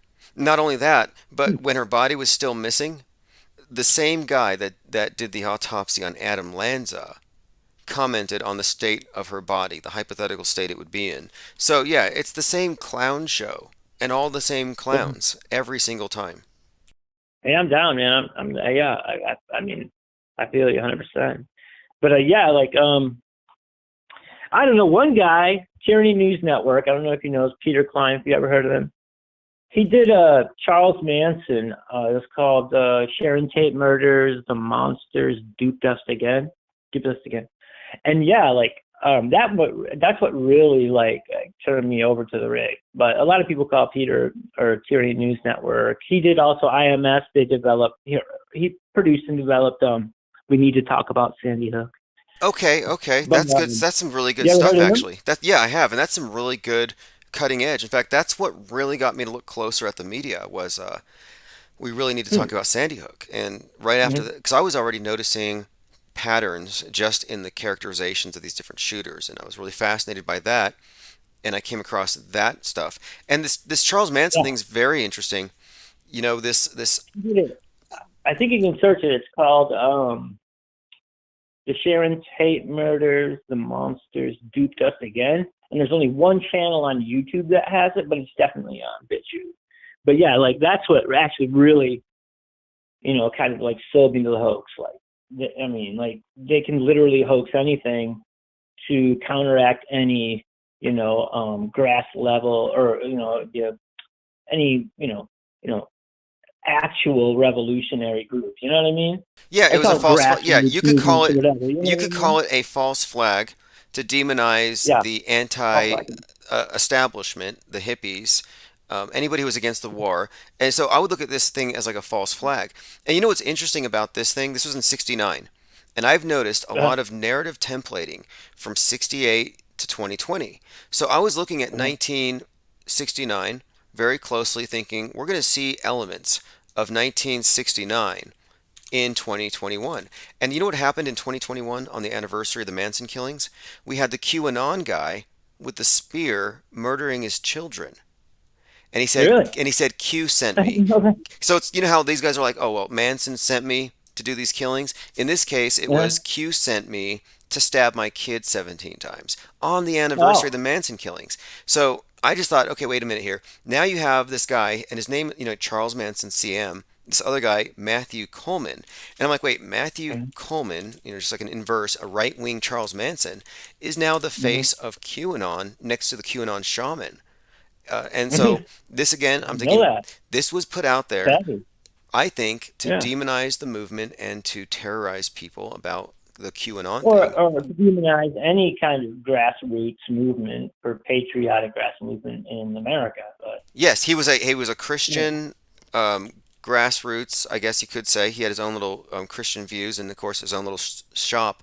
But he's out there in Santa Barbara on the left coast, and it shows that the memes could get in that deep to where he went crazy and he killed his kids. So this was like a right-wing Charles Manson thing, another face of the False QAnon thing. flag though. False flag. Fake. False flag Stage. 100%. I predicted that such a thing would happen a few days Mostly stage. before. Yeah. Hey, and this whole Manson thing has got to be, as you've seen, you got movie director Roman Polanski involved, and he's connected to all Yeah. kinds of stuff. Right. That Tyranny News Network Peter Klein production about the Monsters Defense again. Yeah. I mean, he actually studied the uniforms that the county sheriff, I don't know, county sheriffs that wore at the time, and nobody had a county sheriff's uniform on. They all had like military outfits, and there was like film crews all around. So it was like a production studio. Basically, it was like a Hollywood production studio when they arrested Manson, and then Manson, and a lot of what he had said in his court hearings and on the record and off the record, said that there's a lot of sneaking around, and but so he breaks down a lot of the laws in California and the prison system and all that. So it's pretty good. Actually, it's pretty good. It woke me up from the hoax. I mean, it really actually, because I knew they were hoaxing, but there was no concrete. But this documentary woke me up. I mean, Yeah, and then there was a lot of others. I mean, of course. I mean, it's obvious when you watch people not crying, but they don't cry. If you see some horrific event and kids hit their heads blown off, you're not going to smile. You right. may if you're embarrassed a little bit, but no, you won't be happy to tell anybody about somebody's head being blown off. You know what I mean? You know I what's mean, I crazy wouldn't. though I mean, is crisis actors have been bad forever. If you go back through old news reports, you'll see they've always been bad, but they weren't being systematically called out and judged and criticized until like the last 10 years. So we would make us, well, on YouTube and stuff, people used to put videos up of crisis actors smirking, and now we just accept they exist. But before people knew they existed, they got away with it. right. Right now, the Rittenhouse thing, if that was staged, I mean, I thought that was real. It's not real, but I mean, geez, if it was staged, there's no way the normal public's ever going to buy the hoax again. And I mean, if they're able to do it that well, I mean, plenty of Yeah. angles, unless everybody who made the recording on their cell phone was actually in on the rig, There's a few questions I have for that one. Although it's noteworthy that after the fact, Donald Trump shows up to Kenosha and drops off $42 million. So if you think about movie productions and costs and what's possible in movies, maybe it's possible that part of it was filmed in advance as a movie, and then they just go through it Mhm. again, quote, live, and they superimpose pre-recorded, pre-produced footage over what's disseminated that night. So, like, I Right. could see a Like that situation. assassin stuff. Yeah. Yeah, I could see how it could be pulled off. I had to really think about it, but it would require that they have like a an identical matching stage that looks like that area, or they CGI it all and they do it in one of those rooms with a surround LED screen. So no, it's Yeah. fakeable 100%. That could just be a squib. Until I see Gage Grosskrautz's arm, I'm still on Yeah. it's fake. Yeah. Right. All right. He didn't. I mean, if he wanted to gain sympathy for the jury, I guess he would have actually shown his arm, Yeah, he or would have. whatever. He would have shown his arm and said, "Hey, look, Yeah. But if this they kid." can rig like that, dude, if they can rig like that, there's no way the Norman's gonna wake up. You can't sit there if you tell somebody it's a hoax. Period. They're gonna like nod off and be like, "Hey, you're a crazy person." You can't sit there and tell them all of this stuff, what you think or whatever. But like, I don't know. I mean, I don't know. The kid was pretty fucking accurate too, so it could have been played out. But Well, okay, I don't know. now a couple other things about Kyle Rittenhouse. So if you look into his background, you find that he was like this youth cadet working with police. But what's more, if you go back to Katrina, there was this American hero that was completely manufactured, the sniper Chris Kyle, who crossed state Hmm. lines to stop looters. And that's exactly Hmm. what Kyle did. And so I'm kind of thinking that maybe Kyle is a constructed character, another Chris Kyle to be given over to the right, and it's just part of the story. And then when I saw he was being represented by Lynn Wood, it got even Uh, more questionable. And what's interesting about this is there's a movie called Don't Breathe that takes place on Lynn Wood Street. Same year The Happening came out, which takes place in Rittenhouse Park. So there are too many indicators here connecting wow, I didn't 2020. know that. Like, yeah, I didn't know that, man. And like, yeah, you're doing some deep research Oh, and Lynn against Wood that. represented the Ramseys. So the fact that his initial attorney, was so deeply connected to the Cywar Entertainment Complex, I kind of think that they're all actors. Hey, thanks Thirst Right. for Like, what's the. the other Judy Wood? Judy Wood, remember? Judy Wood. She covered um um the guy, the Joker killer in Aurora. Um, but is that J- Lynn Wood's wife? oh, Judy Wood? So Jane. she's on a lot of these psyops too. No, different Wood, I'm sure. Although that James Holmes psyop is very interesting, and I believe James Holmes's attorney was a Sandy Hook mother. I mean, we got to mind map these things together because when you put all these scenes together, you do see that it's almost like there's a traveling circus. They're just so interconnected. Yeah, that's why I'm saying Peter Klein's channel, IMS Reporting, is what Independent Media Solidarity and IMS Reporting and Tyranny News Network. I mean, he produced the We Need to Talk About Sandy Hook, but man, he studied the Judy Wood character, and then the other guy, there's a black lawyer. Also, I forget his name. I don't know if you know his name, if you heard of him, but he also a lot of the psyops involving African Americans, if you want to be politically correct. He's always on there. He's always like with the geez, what was his name? St. Louis. Okay, Mike Brown. With the Michael Brown. Yeah, with the Michael Brown. Michael Brown, hands up, don't shoot. And by the way, hands up, don't shoot. He had the Okay, same lawyer okay, the as same the lawyer, same. same lawyer. Yeah. Okay, so who was Michael Brown's lawyer? Because the same lawyer that represented George Floyd's His family family. is Family. representing. Yeah. God, these attorneys are so. Same with the medical examiners. These are the same ones. It's like celebrity autopsy specialists. They only do celebrities and very Yeah. suspicious cases. But yeah, with these psyops, okay, Michael Brown, hands up, don't shoot. These are things that have like these are slogans that are being put out there. Mhm. These are Yeah. slogans. And did that even happen as they say? Was it even real? No. I have my I don't know. doubts. Why would they put him to the back of an SUV and not get an ambulance? I mean, Oh yeah, how yeah, many I of mean, those lazy psyops where they don't even bother to send an ambulance? Like some of them are so laughable. I'll have to go back through some of my videos. I mean, they've deleted years of Michael content. Brown sat in the street for like what was it like maybe 6 or 8 hours, and then they came and got him or whatever. You know what I mean? And they put him in the back of a truck, or they put him back in an SUV. It's like I mean, they would call an ambulance right away, no matter what. They don't. They try and save people's lives, whether they're a murderer or not. Usually, I mean, in normal. Yeah. Oh I don't yeah, know, you must you forgive look, me. I'm look. not No, back you in the see all bars, my kinds. buds, and No, I gotcha. on I food gotcha. You see all and kinds of discrepancies. Like for example, Floyd wasn't secured to the backboard before they lifted him up off the ground, just flopping around like a yeah, dummy. So, but hey, yeah. And I there's cameras of him being like pushed down a little bit, and you know, there was a couple actually camera shots where they actually like kind of like the police officer kind of helped him down. They didn't push him down, but he kind of went down. But then they had like support over his arm, and they, you know, it looked fake, you know. But I mean, I don't know. Man. I don't know. you But know. yeah, you must forgive me. Yeah. No, I gotcha. I'm with you on that one. I know enough to know it's fake. I don't know enough to know it's real, but I'm willing to assert that it's fake. I'm just waiting for someone to prove me wrong. I got a thing on the screen. I think Tyranny the News. Rittenhouse thing. I found Tyranny News You Network. know, go ahead. Go ahead. No, I was saying I found the Tyranny News Network that you were referencing. So if anybody was Tyranny curious, News. with Peter Yeah, Klein. he moved a lot because his channel Tyranny News Network was getting hit, so he moved it over to Peter Klein Presents. Peter Okay, Klein Presents okay, is new cool, channel. cool. You upload one of those new ones, but you won't find the Sharon Tate murders, the monsters duped us again. You're gonna have to search it on YouTube, and there's just one guy that posted it, and that's his only video. But that's a great video. Excellent, I mean, we'll excellent. have to use it on some rig. Hey, Huh? did you hear what someone in the comments had brought up?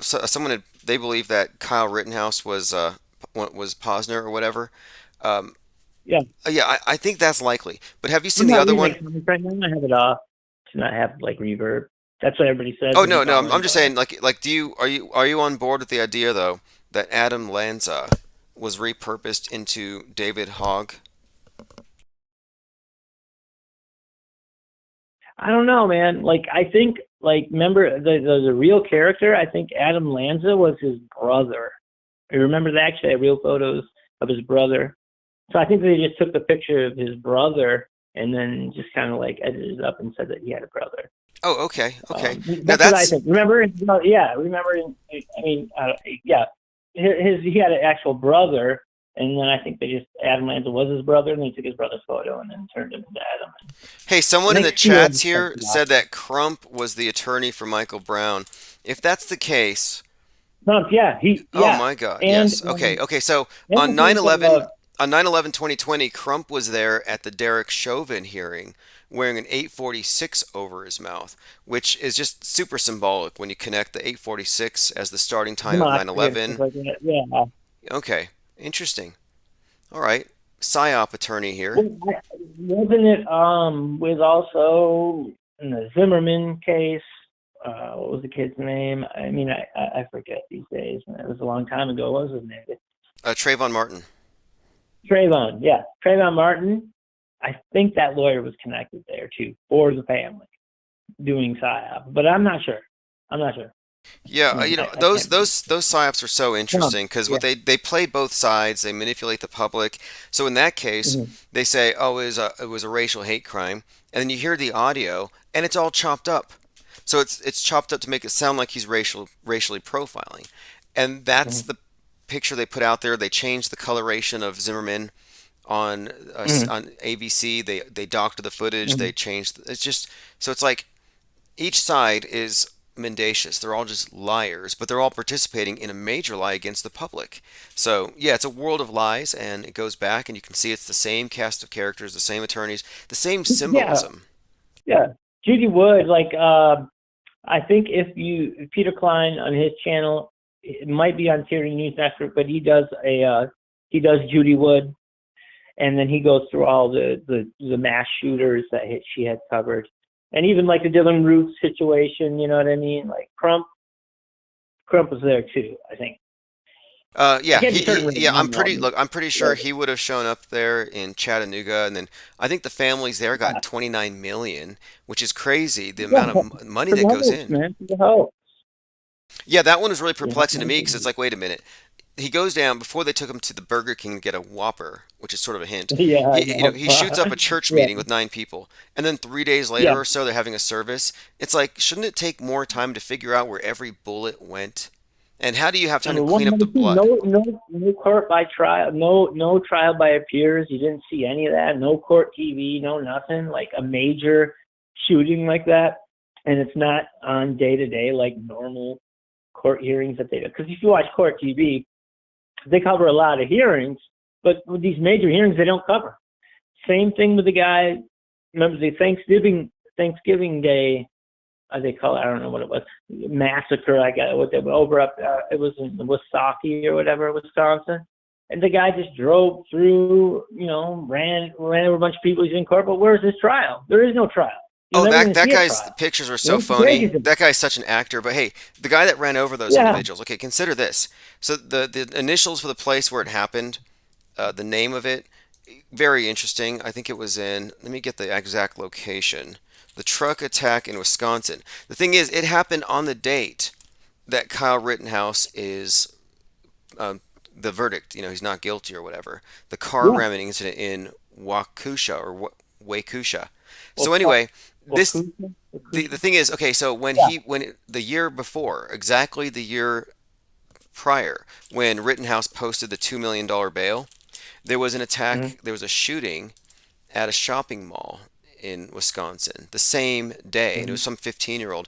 But anyway, I noticed that on each of these days where he's released, they have these other psyops that are just there to kind of, I don't know if it's just to counteract or something, but they do have a. I mean, that's a major event. Like, why don't we get to see the guy that ran over, all these white people in Wisconsin? You know what I mean? But you Like, see- why isn't that on the news? But you can They see the never do storyline. that with these major trials. But look at the storyline here. This was made to look like retribution, and the left wing doesn't care because they see it as justice.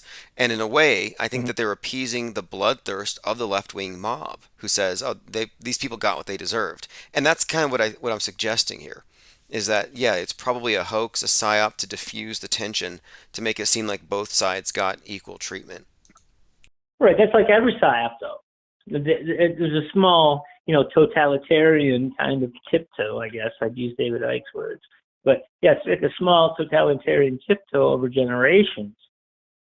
They know they can't take America down by just the government going, hey, look, we're going to, they're going to be on the streets with guns and going to, take everything over. No, they got to do it really subversive. And that's how they work. It's like, it's like everything. Hey, have you it's like heard the left. Yuri Bezmenov's dissertation on the Yeah, subversion I in saw that. America? And I'm like, okay, that makes Yeah. perfect sense. And I even think, Started back during the Cold War, well, I think the Cold War is code for giving the West the flu so they can inaugurate this new era of medical tyranny. That COVID was the Cold Right. War being realized. It was the whole point was set us up Yeah. so our system can That's right. subvert them through the medical system. That's right. Because we just had a major redistribution of wealth in the last couple of years. The oligarchs, the billionaire blimp club, the space papacy. I mean, look at the billions of dollars that were transferred up. Meanwhile, they're burning down the people who are not part of any of these big companies. And it's like, well, clearly the system was balanced in this way. They tipped the scales in their favor. Where Jeff Bezos makes $33 billion in a quarter. Yeah. That's a lot. 33 billion, yeah, too. So, I mean, that's a lot, yeah. Like, and I agree with you on that. I'm not gonna lie. Now, But I'm just saying, like, yeah. Oh, go ahead. well, my point being, yeah, they effectively did. In fact, I think they achieved what would look like a communist revolution without the usual tropes. It didn't look like a revolution in that sense, but they effectively have accomplished the same exact thing. And the rioting and the looting and all that stuff, that was all pretty much, I think, part of getting us acclimated to buying stuff online. I think it was a symbolic destruction of our old market system. I think that's another, Yeah, with the Great you're Reset, right. burn down, build back better. And Yeah. I thought, what, Amazon Go is the future. The smart shopping is the future. So they have to get rid of this outmoded thing, and maybe they're celebrating it and they're ritualistically destroying and tearing down the old order. Yeah, it's like controlled demolition, though. They're not going to do it like Yes. all like Alex Jones and David Icke said. They're going to one day just drop the economy. Everybody's going to be starving, fighting in the streets. Now, why would they do that? It'd be harder to build it back up. Exactly. Controlled demolition, and they made it very comfortable for everyone to sit at home in our decentralized FEMA camp. They didn't even bother busing us around or anything. They realized it was easier just to have us do it at home. And that's kind of, I think, the worst nightmare scenario of all the conspiracy theorists of being rounded up. It's not going to happen. They don't have to take you anywhere. Right. It's all self control and self imprisonment. Yeah, yeah, yeah. I'm Make su- life easier. Give people free money. If you can buy drugs and dope and booze, whatever, it doesn't matter because you sit at home and everybody will be a 350, 400 pound slob. And just I don't like know for just what like reason, though. in Wall-E, that was the same thing. In Wall-E, Yeah, well, you did that was the have. same thing, but I don't know what reason they'd want people to be like that. Like, I guess they could bring in the AI and, eventually just, make people think that the coronavirus, even the people that think coronavirus is a scam will get hit with with the actual real, bioweapon, eventually. You know what I mean? And Well, I've so, been thinking for some time too, though, that this scenario of the AI or robots like Terminators taking over might just be preparing us for the Terminators, not coming here to kill us, but to take over as cashiers, as food deliverers. subversion. Yeah, Their game is subversion. Their game is subversion. They did that back in the Dark Ages, where the kings and queens would come out and they'd actually chop off everybody's heads up in you know in the village square or whatever. And so then people were scared. Now they can't do that with the numbers, but now they'll just do it subversively with bioweapons, food, all that kind of stuff. have you seen I don't know. Utopia, the movie Utopia, the American version, Not one yet. season? It is amazing that it even got produced, if you ask me. It goes so far against the grain. But Dude, if I was a Hollywood writer, to tell you the truth, I would write movies based on the conspiracy. So that's probably what these people do, like Black Mirror, a lot of these, a lot of these Netflix movies that are like fringe and conspiratorial. I think what they do is they're drawing off of the conspiracy YouTube communities and online communities. Because I can see a lot of that in that, with a lot of them. Not saying, but I haven't I seen think you're Utopia. right. No. I think you're right. I think there's a lot of wargaming, and of course and preparing the masses for things. But Utopia has a Bill Gates-like character, fake meat, it has a flu outbreak. They sell the Mhm. vaccine, and the whole thing was a scam to sterilize the human race to save the Earth. Like that's the basic Mm. storyline. But the protagonists, the characters, are all comic book aficionados who find out that the comic Mm. books are predicting the future. So just like, Yeah. and so I'm like, that's just like kind of what we're doing here. We're looking at how the news and the movies and the entertainment and the celebrities are preparing us for a future in very specific ways. We're doing exactly what they Right. did in Utopia, which is kind of interesting, except in Utopia, they send out the goons to kill the people who know too much. Yeah, like I don't think they do that. They don't have to do that nowadays. I mean, No, the the slow worst death is. the worst they'll do to you today is they'll cancel you or ignore you, marginalize you, or associate you Right. with something untenable, and that's usually their tactic, and it works with the masses. So there's no hope of ever waking up the masses if that's anybody's objective. Well, yeah. I mean, yeah, it makes sense. Yeah, I understand it.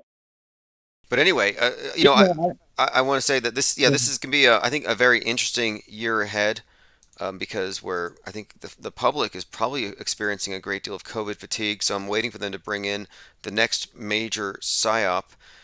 My prediction has been for some time that they're going to bring in some kind of space war scenario. Do you have any yeah. expectations for the coming year?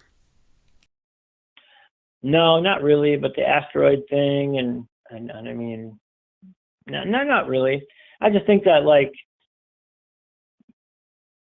I mean, I have no expectations for humanity. I mean, I don't think they're going to realize anything. I mean, I've been trying to wake people up since, way before 9/11. I mean, my dad was into back, was 60s hippie type guy. He was into this stuff back when I was 15 years old. He used to give me all these Eastern cult kind of things.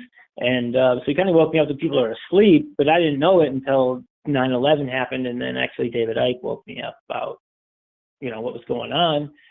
But since I was 15, my dad was telling me all this stuff until now. No, I don't think people are going to wake up. Okay, David Even, I Icke. mean, David Icke was talking about saving the children before Q. Icke's kind of Well, controversial, I but didn't believe. I don't believe him now because I've done my research. Him and Alex Jones, they work together. But I mean, with the 8-foot reptoid stuff, I mean, I don't really believe that. I mean, you no, know what I but mean? I Like, I do think can't he's prove it got some great himself. material. I like his book Tales from the Time Loop, where he Yeah, took a lot of ayahuasca and he had this concept of what the world is, and I don't disagree with his big concept of how we're in a fear-based control matrix and no, that our no, he's lowest, good. yeah, I think he's got some People great should read him. views. People should read them, but don't share it because I actually read it. I read The Big Secret, and then Children of the Matrix, and then Tales from the Time Loop. And I was so convinced it was good, I gave it to one of my friends, and they wanted to read it because it had a lot of this exposure of the system and the higher ups and the elite, and a lot of people around that time were starting to realize what was going on. And then they read the back of it about lizards, interdimensionals, and they couldn't really. He didn't have a transition into a good transition between the two concepts in any of his books. So, and then he denies flat Earth and he calls him crazy. I don't know if he needs him. He's trying to get, he's trying to make money by not associating himself with flat Earth community or whatever. Or even I'm not a flat Earther. I'm a global skeptic. No, it Like surprised me though. LeBron. It surprised me because the So problem like, with this is if you go with the ball Earth without questioning it, it's just like going with the global warming scenario without questioning it. And he was with the yeah, Green Party, so he knows global warming's a hoax. So if he yeah. understands the basis for that hoax and how false science, false models can be used to replace actual information, then it shouldn't surprise him that they might be hiding land or even hiding the size. But for some reason, he's Well, some. I support him. I'm not saying anything wrong with him. No, I actually support him. I mean, I just kind of figured out, like, when he wanted to condemn flat earthers at that time, then why would he get mad when people were condemning him for his beliefs? Right, that's what I meant. I was You know what I surprised. mean? I was surprised that not that he would go team flat, but that he wouldn't even go that far off of mainstream. And maybe it's his publishers kind of keeping him in line. I don't know, but I kind of wish he had Because he kept needs with money. I the. mean, of course, whatever. Everybody needs money. But That's why and but people on YouTube channels don't talk about Jews and Zionists okay, well, one more anymore. thing though about both Jones and Ike is no matter how accurate or interesting they are, both of them keep pushing the quote false flag theories to explain fake news. And if they're calling it a Right. false They flag, know they're wrong. They're calling it it's real. about They're Jews. still calling it real. Yeah. Yeah. See that? And I forgot about that. Yeah, that's the thing. And about David Icke, yeah, I could understand why he would cover it up, and I knew that he knew, but it's like he said, he wants to, Alex Jones doesn't want it, they make, he doesn't have a job, and they make money off of what they do, and I can understand that, but it's like at least hint to your real followers that know what's up, like, you know what I mean? Right. Don't Right. really condemn. You know what I mean? It's like Well, Alex okay. Jones. Everybody wants to talk about the Jews. The Jews. Well, everybody knows Zionism exists. Everybody knows in Israel, there's a genocide going on. Like, why? You know what I mean? It's like you don't have to support the people that deny the existence of the Zionists, but you don't have to actually cover for them either. You know what I mean? Yeah, well, Don't to me, say, it becomes a question of methodology, though. It's not a question of believing the right news. It's how are you getting your information, and are you vetting extraordinary claims, or are you just choosing a different flavor of propaganda?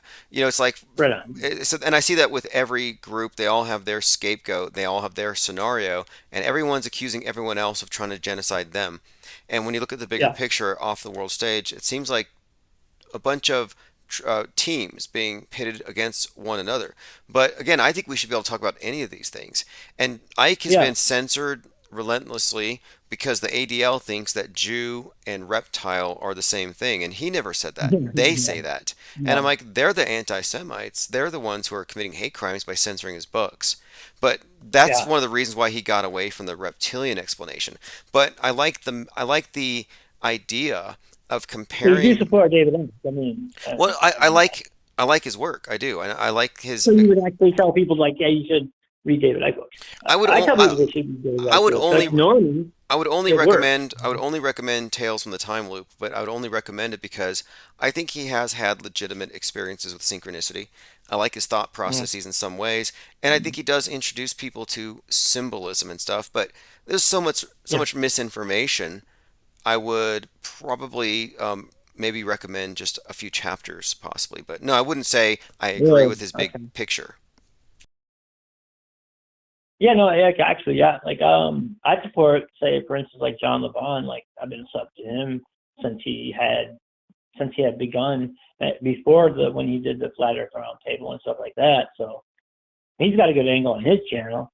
So if anybody, people should go over there. I mean, he's a skeptic and he can piss people off sometimes that are into the truth, but I mean, he's got a right angle on it. I mean, I don't really, I don't know. Like after I started realizing the shill game and how like Alex Jones and maybe even David Icke and a lot of these like even the guy that did Loose Change and a couple of the more mainstream guys, once I realized they were into it, I dropped off of like any major, any content creator that had any kind of like views, like a viewer, like any kind of like subs. I just went down to like these like low level, people that aren't getting paid, they don't have monetization. Because you want to know what? They gave me the most information.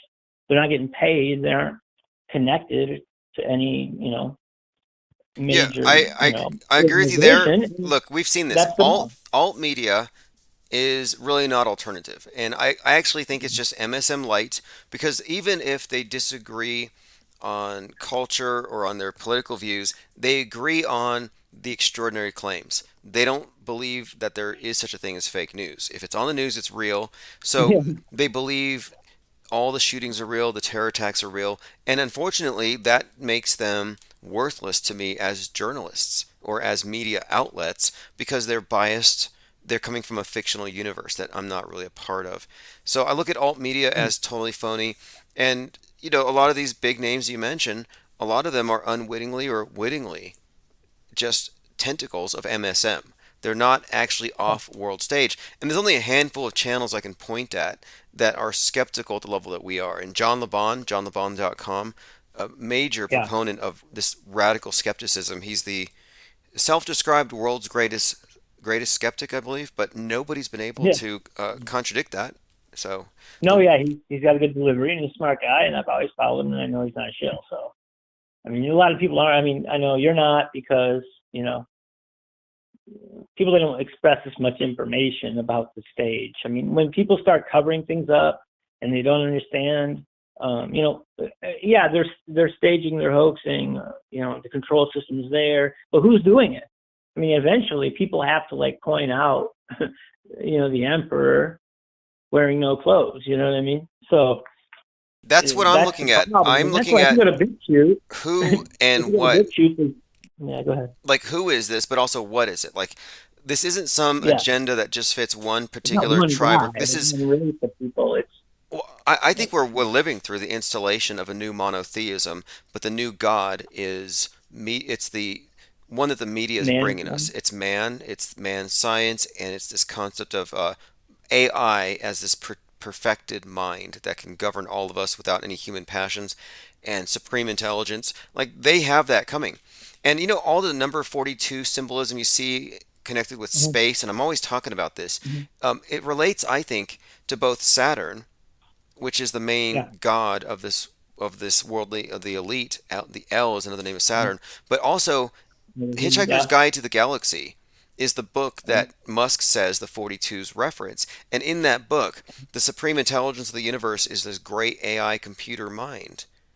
And Uh-huh. that's the one Well, that says yeah, the no, there meaning is of that. everything is 42. So I think there is something to this idea of the introduction of a new God coming that the atheists are all going to kneel to. That the non believers in the other faiths will bow to man's new God. And I think that's the next phase. That makes sense. Yeah, like no, yeah, yeah. Are you Yeah, that makes sense. Yeah, Saturn, El, the Elohim, the elevated, the elders. Yeah. No, I know about the Saturn. Yeah. Yeah, it's encoded into everything, and if you look at the number 42 as it's constantly connected with the space program, even Jeff Bezos spent 42 million on a clock, which is just an Hmm. altar to Saturn. But the number 4 is the Yeah. cross, 2 is the scythe. You connect them, you get the symbol of Saturn, the old astrological symbol. And right now, the World Economic Forum is introducing the Global AI Action Alliance, which is Gaia, another name of the Earth God. So you can see that post reset, World Economic Forum 666 is already preparing us for Gaia, and they've associated it with AI. Interesting. Yeah. Yeah. That is interesting. Yeah. That's strange. Look, that's why there is no hope for men. But like, even with the way they set up the grid, there is no, break off civilization of people that just want to go back and live in the woods. So how do you fight it? I guess you can't really. Okay, I actually do have an answer. I know what you're saying because there is no off the grid. You're not going to get out of the metaverse, and you can see everything closing in according to their plan that was put into place before any of the implementers were born. But I think that the way that you remain above this colossal mud flooding of civilization. I mean, it's not literal, but they are just burying. I think free. They're burying a lot of important things, not just free speech, but they're also destroying the ideas of like private property. This World Economic Forum guy is like, eat bugs, you'll be happier when you own nothing.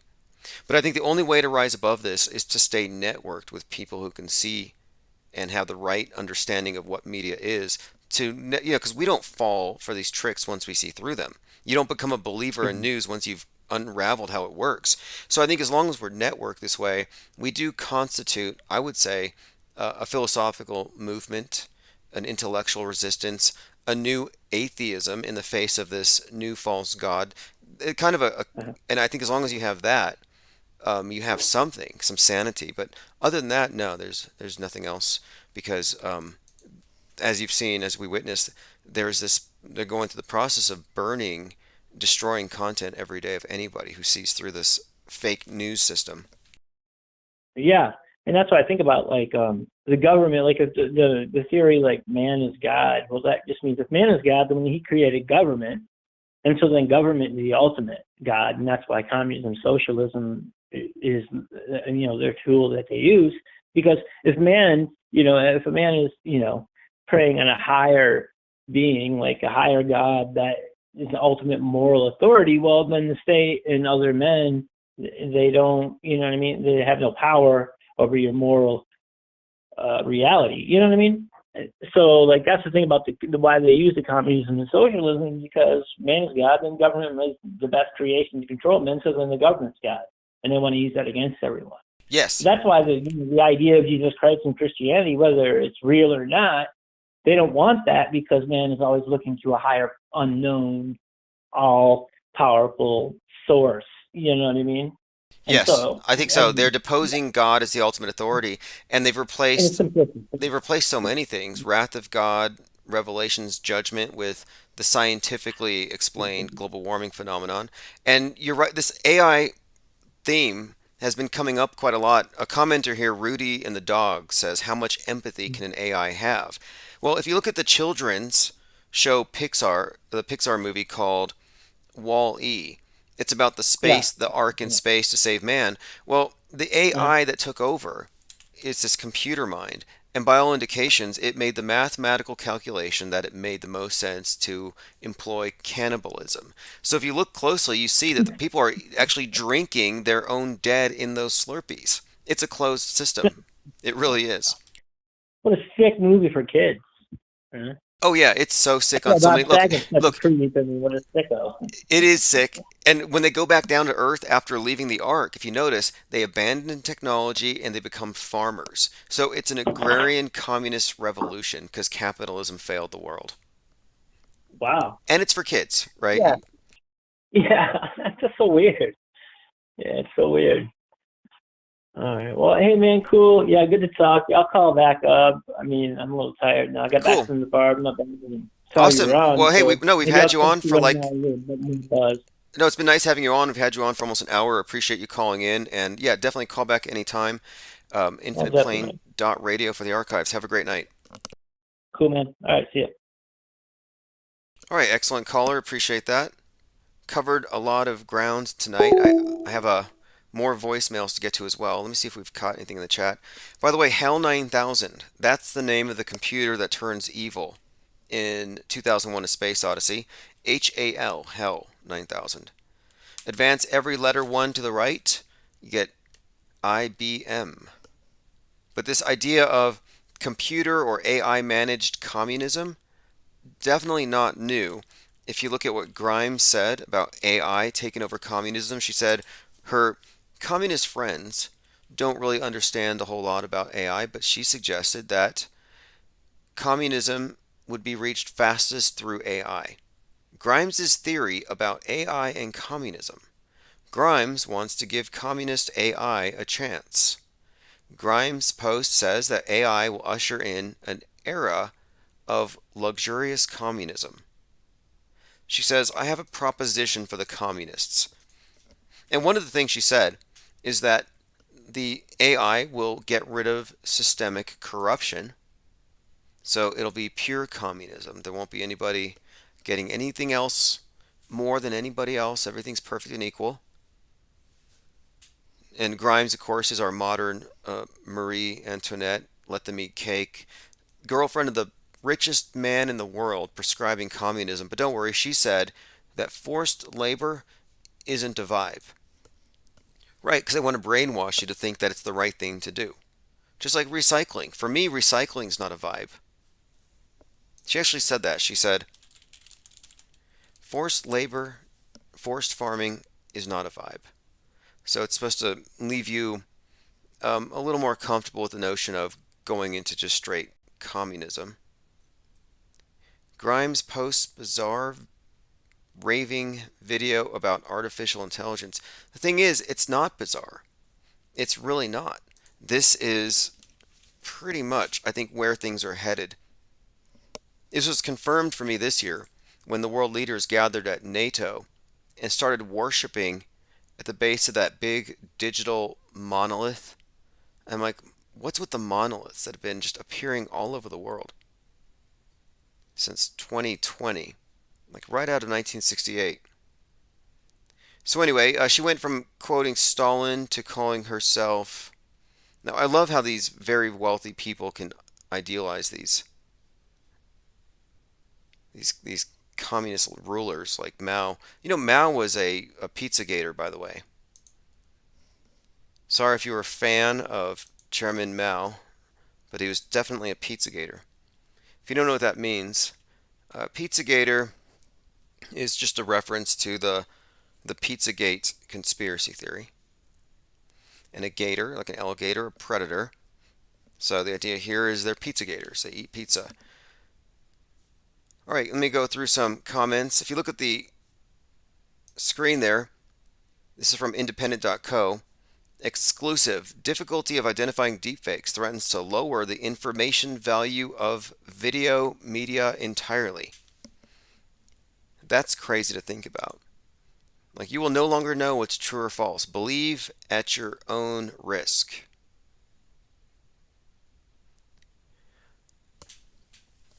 Let's see. Mary Smith says, I was never a glob earther.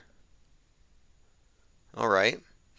Look, I'm not a anti-globe or pro-flat necessarily. I'm just not really for accepting false explanations. And there have been some legitimate questions raised. And it's very suspicious that nobody wants to address those questions. Lickety Split says, weren't the Zeitgeist movies promoting communism? Probably.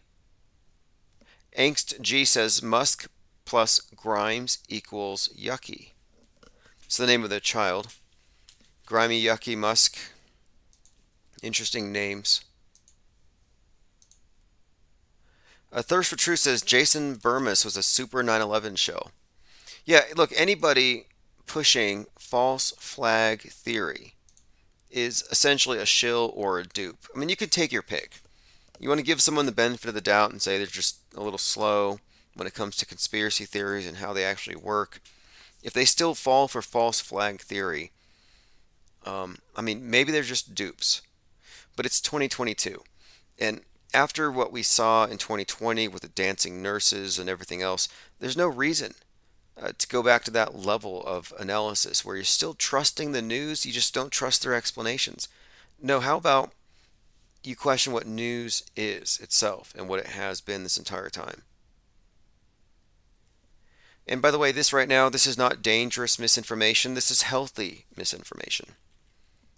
Healthy misinformation and conspiratainment. If you're entertained by so-called conspiracy theories, you're not being entertained by propaganda, and they have a problem with that. So you're probably going to see prohibitions against conspiratainment. If conspiracy theories aren't delivered with frantic run for the hills type pitches, they're probably going to censor it.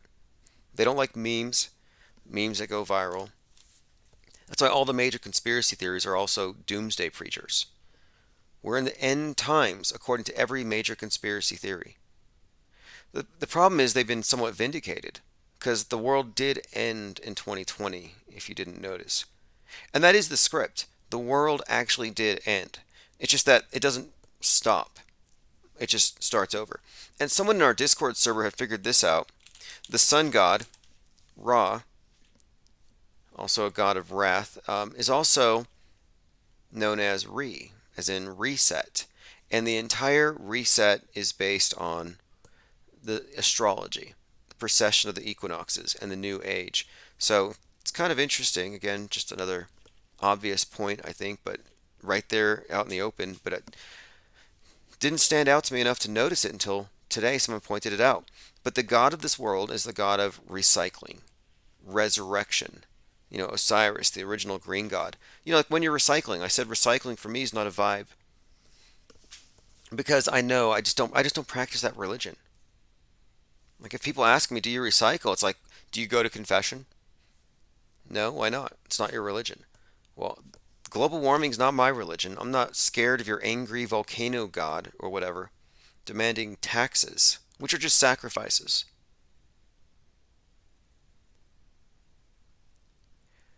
Lean Dion says Leonardo DiCaprio wants to play Lenin in a movie.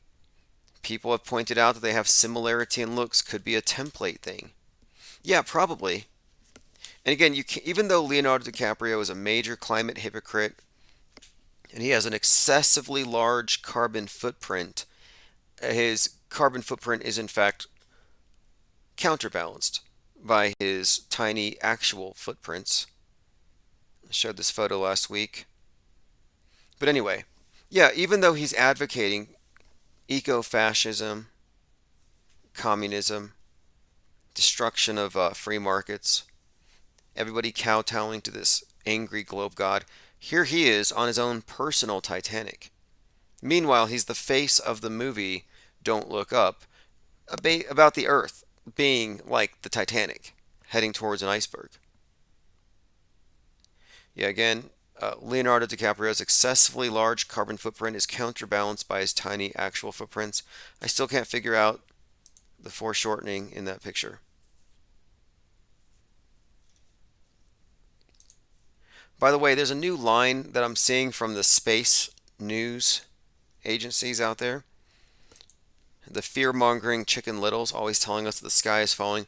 And now they're saying that we're probably going to be hit by an asteroid that's going too slow to detect. So that's kind of a new line here. That we're all looking for the real fast ones, and we're going to be hit by a real slow one. So just a heads up, incoming asteroids. I believe the 18th, that's today now, it's past midnight. Elon Musk said, all species on Earth are doomed to extinction due to the expansion of the sun. That's his sales pitch for Mars, for exiting the Earth. False flags are suddenly no longer a conspiracy theory. See, this is what I mean. This is what I mean by false flags being a fake thing. This is from Zero Hedge.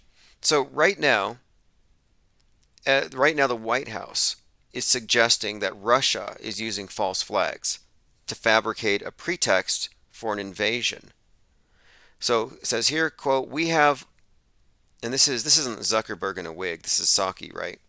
She says, we have information that indicates Russia has already pre-positioned a group of operatives to conduct a false flag operation in eastern Ukraine.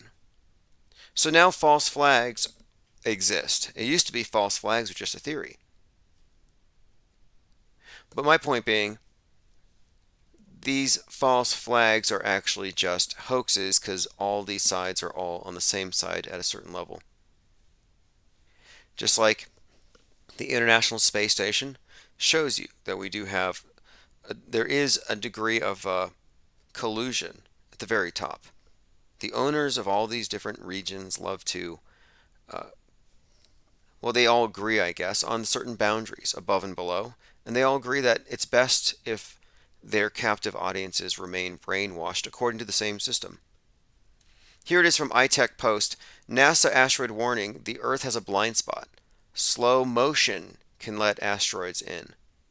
So apparently, despite their best efforts, astronomers have discovered they have a blind spot in their telescope algorithms, and large asteroids may be undetected if they're going too slow. Massive asteroids will sneak up on the Earth by appearing slower.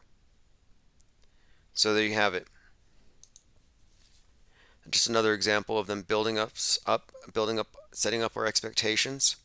Just recently, it's only within the last year that the space station was actually hit by space junk. That we actually had, for the first time since 1956 or whatever, when that piece of space rock landed in Alabama, we have not had any examples of that until, I believe it was in Canada. A space rock actually hit some lady's house, punctured her roof, big fireball was spotted, and it landed on her pillow. But these things were just reintroduced. So I know it's redundant. NASA warns, and this is them. This is being promulgated massively, just like the movies. And again, as we speak, Space Force is conducting drills. NASA warning as huge asteroids could be heading towards the Earth totally undetected due to their blind spot. So just a heads up, they have given us every reason to believe that there's going to be some kind of thing from above. But as the caller said, I think he agreed with me that it's probably not likely that it would be something so obvious, like right out of the movie. However, this could be all they needed to prepare us for an alternate scenario that uses all of the same special effects. Thinks he's a penguin says his tiny feet, and he says, I'm the king of the world. No wonder he drowned, says Tominoid. Okay, check this out. This has got to be, if you ask me, another one of these PR stunt hoaxes. So during the filming of Don't Look Up, Leonardo DiCaprio had to save some dogs by jumping into some cold water. He had to jump into a lake. But this is the thing. They brought up the Titanic connection here. Leonardo DiCaprio had to jump in a frozen lake to save his pet huskies. And this is during the filming of the movie Don't Look Up. This was in December. Leonardo DiCaprio risked his life by jumping into a frozen lake to save his dogs. Now, what's the significance here? They say that he had to use his Titanic swimming abilities. So they brought back to mind the picture of Leonardo DiCaprio. It says Titanic fans can't blame DiCaprio for wanting to save one of his friends. Jumping into the lake to save his dog was one of the most noble things he could have done. So I was looking at this as here they are deliberately making the connection between Don't Look Up, the incoming space iceberg comet, and the movie The Titanic, which then connects you to Leonardo DiCaprio himself and everything that he's associated with, specifically his big climate change agenda.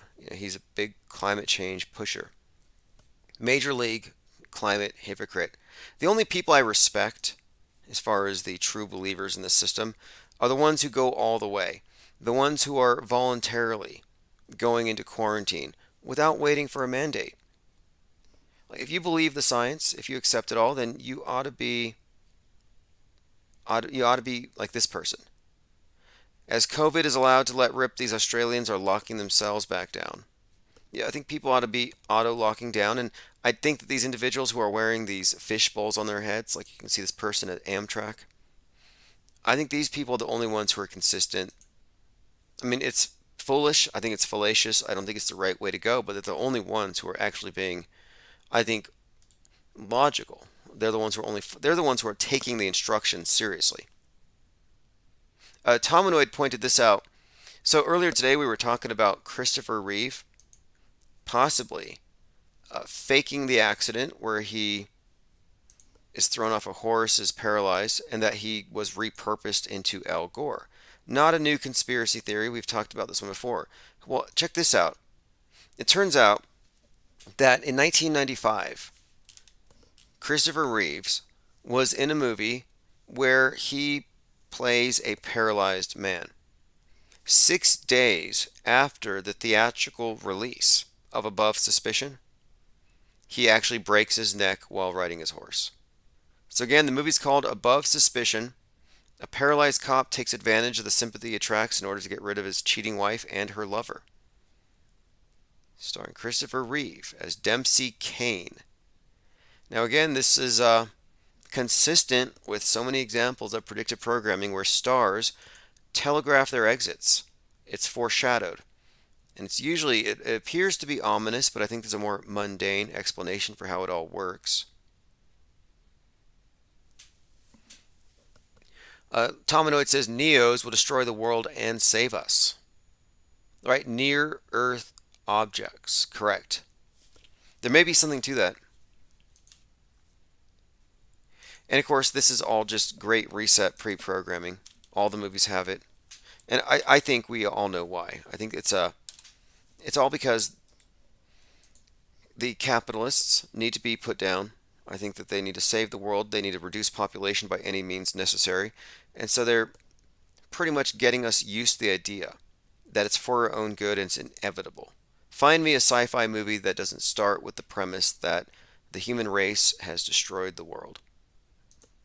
Every single movie begins with building back better or just starting off after everything has already been torn down. It's a foregone conclusion. And I'm just wondering, like, who is it that has such low expectations for mankind?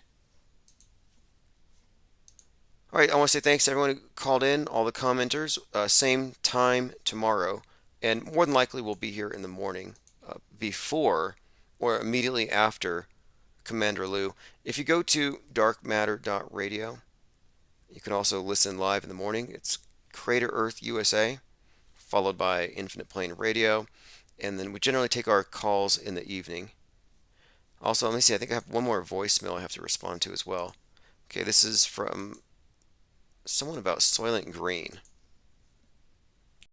Hey, Tim. Hope you're having a good night. You've been talking a lot about Soylent Green in 2022 and cannibalism, and I thought I would remind you and all that in Stranger in a Strange Land, when somebody died in the story, Mike, the guy who was raised by Martians, looked at it as a waste. Infinite Plane Radio. Good evening, Mr. Osmond. Hey, how you doing? This is, 1 second. Okay, This good. is AJ from Florida. Oh, awesome. How are things down there? How are you? Are you enjoying the broadcast tonight? Our doomsday predictions? Anything here strike your interest? Always enjoying your content. And things in Florida are fine. The masks are back out, but, the sheep will follow the metascript. I was calling because you just took a trip down memory lane with Christopher Reeve, and I wanted to ask your opinion on the Aurora, Colorado shooting because I've never heard your take on it, and I actually have a personal connection with someone I went to school with and who they claim died there. It was actually not a good friend, but someone I know, and our families were all kind of tied together. And I never got to the bottom of it, and I got into the whole, the awakening process, whatever you want to call it, in 2017. So when it happened, I just bought the whole story, hook, line, sinker, back in 2012.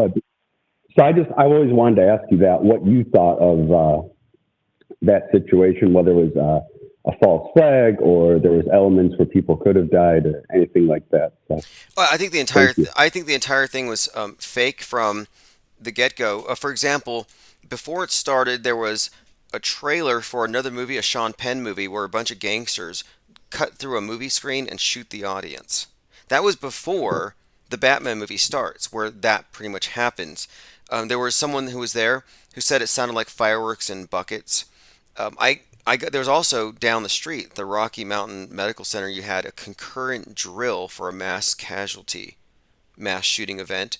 So you had all the usual stuff, people doing drills, and then you had, of course, conflicting accounts, predictive programming.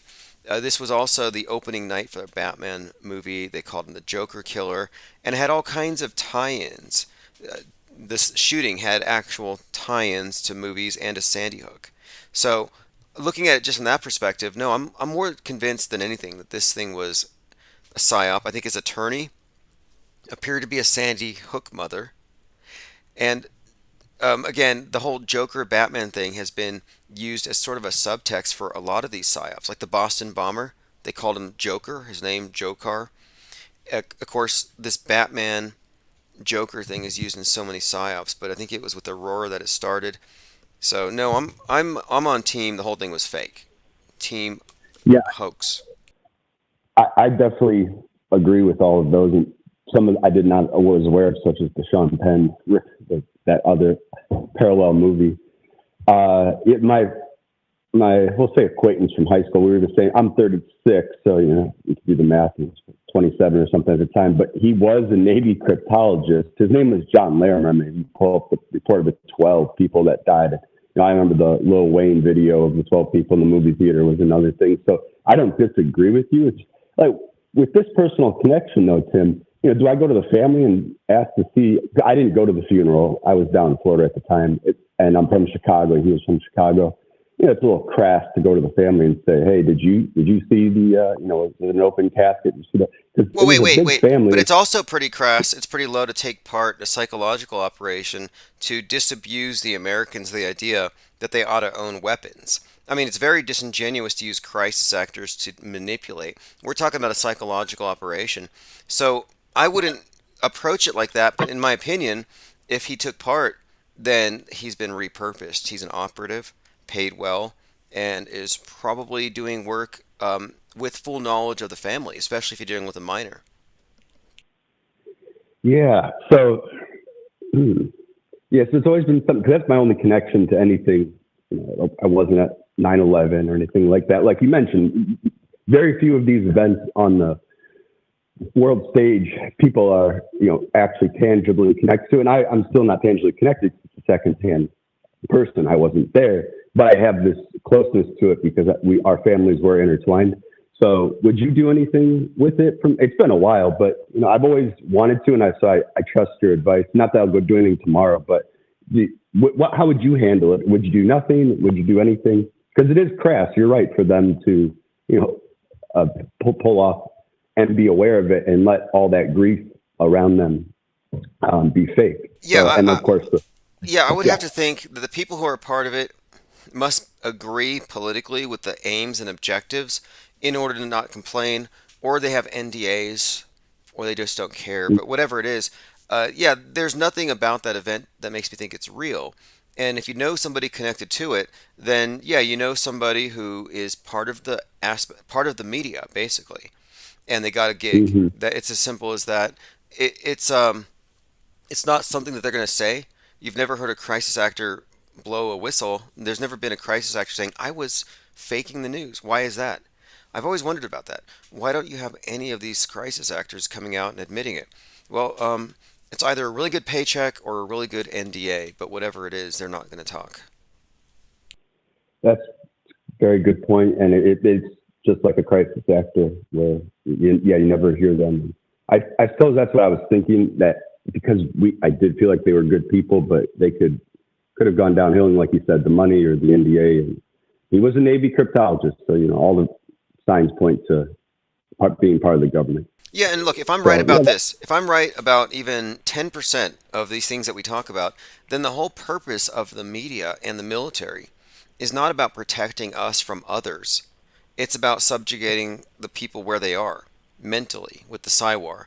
So you see a lot of military and military type figures attached to these psyops. Veterans, you have people who are like Brandon Kelly was one of the heroes at the Thousand Oaks shooting, who was also in Vegas. And it's like, wait, this guy's military and he's been a savior twice. And then you look at him at the Thousand Oaks, he's like, yeah, I took my belt off and I applied a tourniquet. It's like, you've got no blood on you. And it's like, wait a minute here, isn't that stolen valor? You're basically a veteran faking like you're saving people. So, whatever it is, I think that the people who are involved in this are either well paid or they're signing documents, but we don't have any whistleblowers, and I find that to be very conspicuous. I agree, and that was helpful because it's always bothered me whether I should do something or not do anything, but talk to the one sister I knew and to reach out. Of course, going with my own psychological of how do I approach that, and I think as you're saying here, it's best just to let it go and write them off as they're crisis actors and move on with life. Right. Yeah, I mean, I don't think it necessarily means people are bad people. Like, I wouldn't do it necessarily, but if I was against the Second Amendment, I would think to myself, well, if I take part in this drill where we fake the deaths of these 33 kids or whatever, we'll stop the deaths of kids later. So they might actually see themselves as saviors, as having a moral high ground. And that might be the case with a lot of these psyops. This is why climate scientists lie. So, people in the news media have a lot of influence and power, and these people who are playing these bit roles probably agree with the overall objective. So, yeah, that's what I would say. I wouldn't think that you're going to get any whistleblowers or honesty out of people who are part of the media.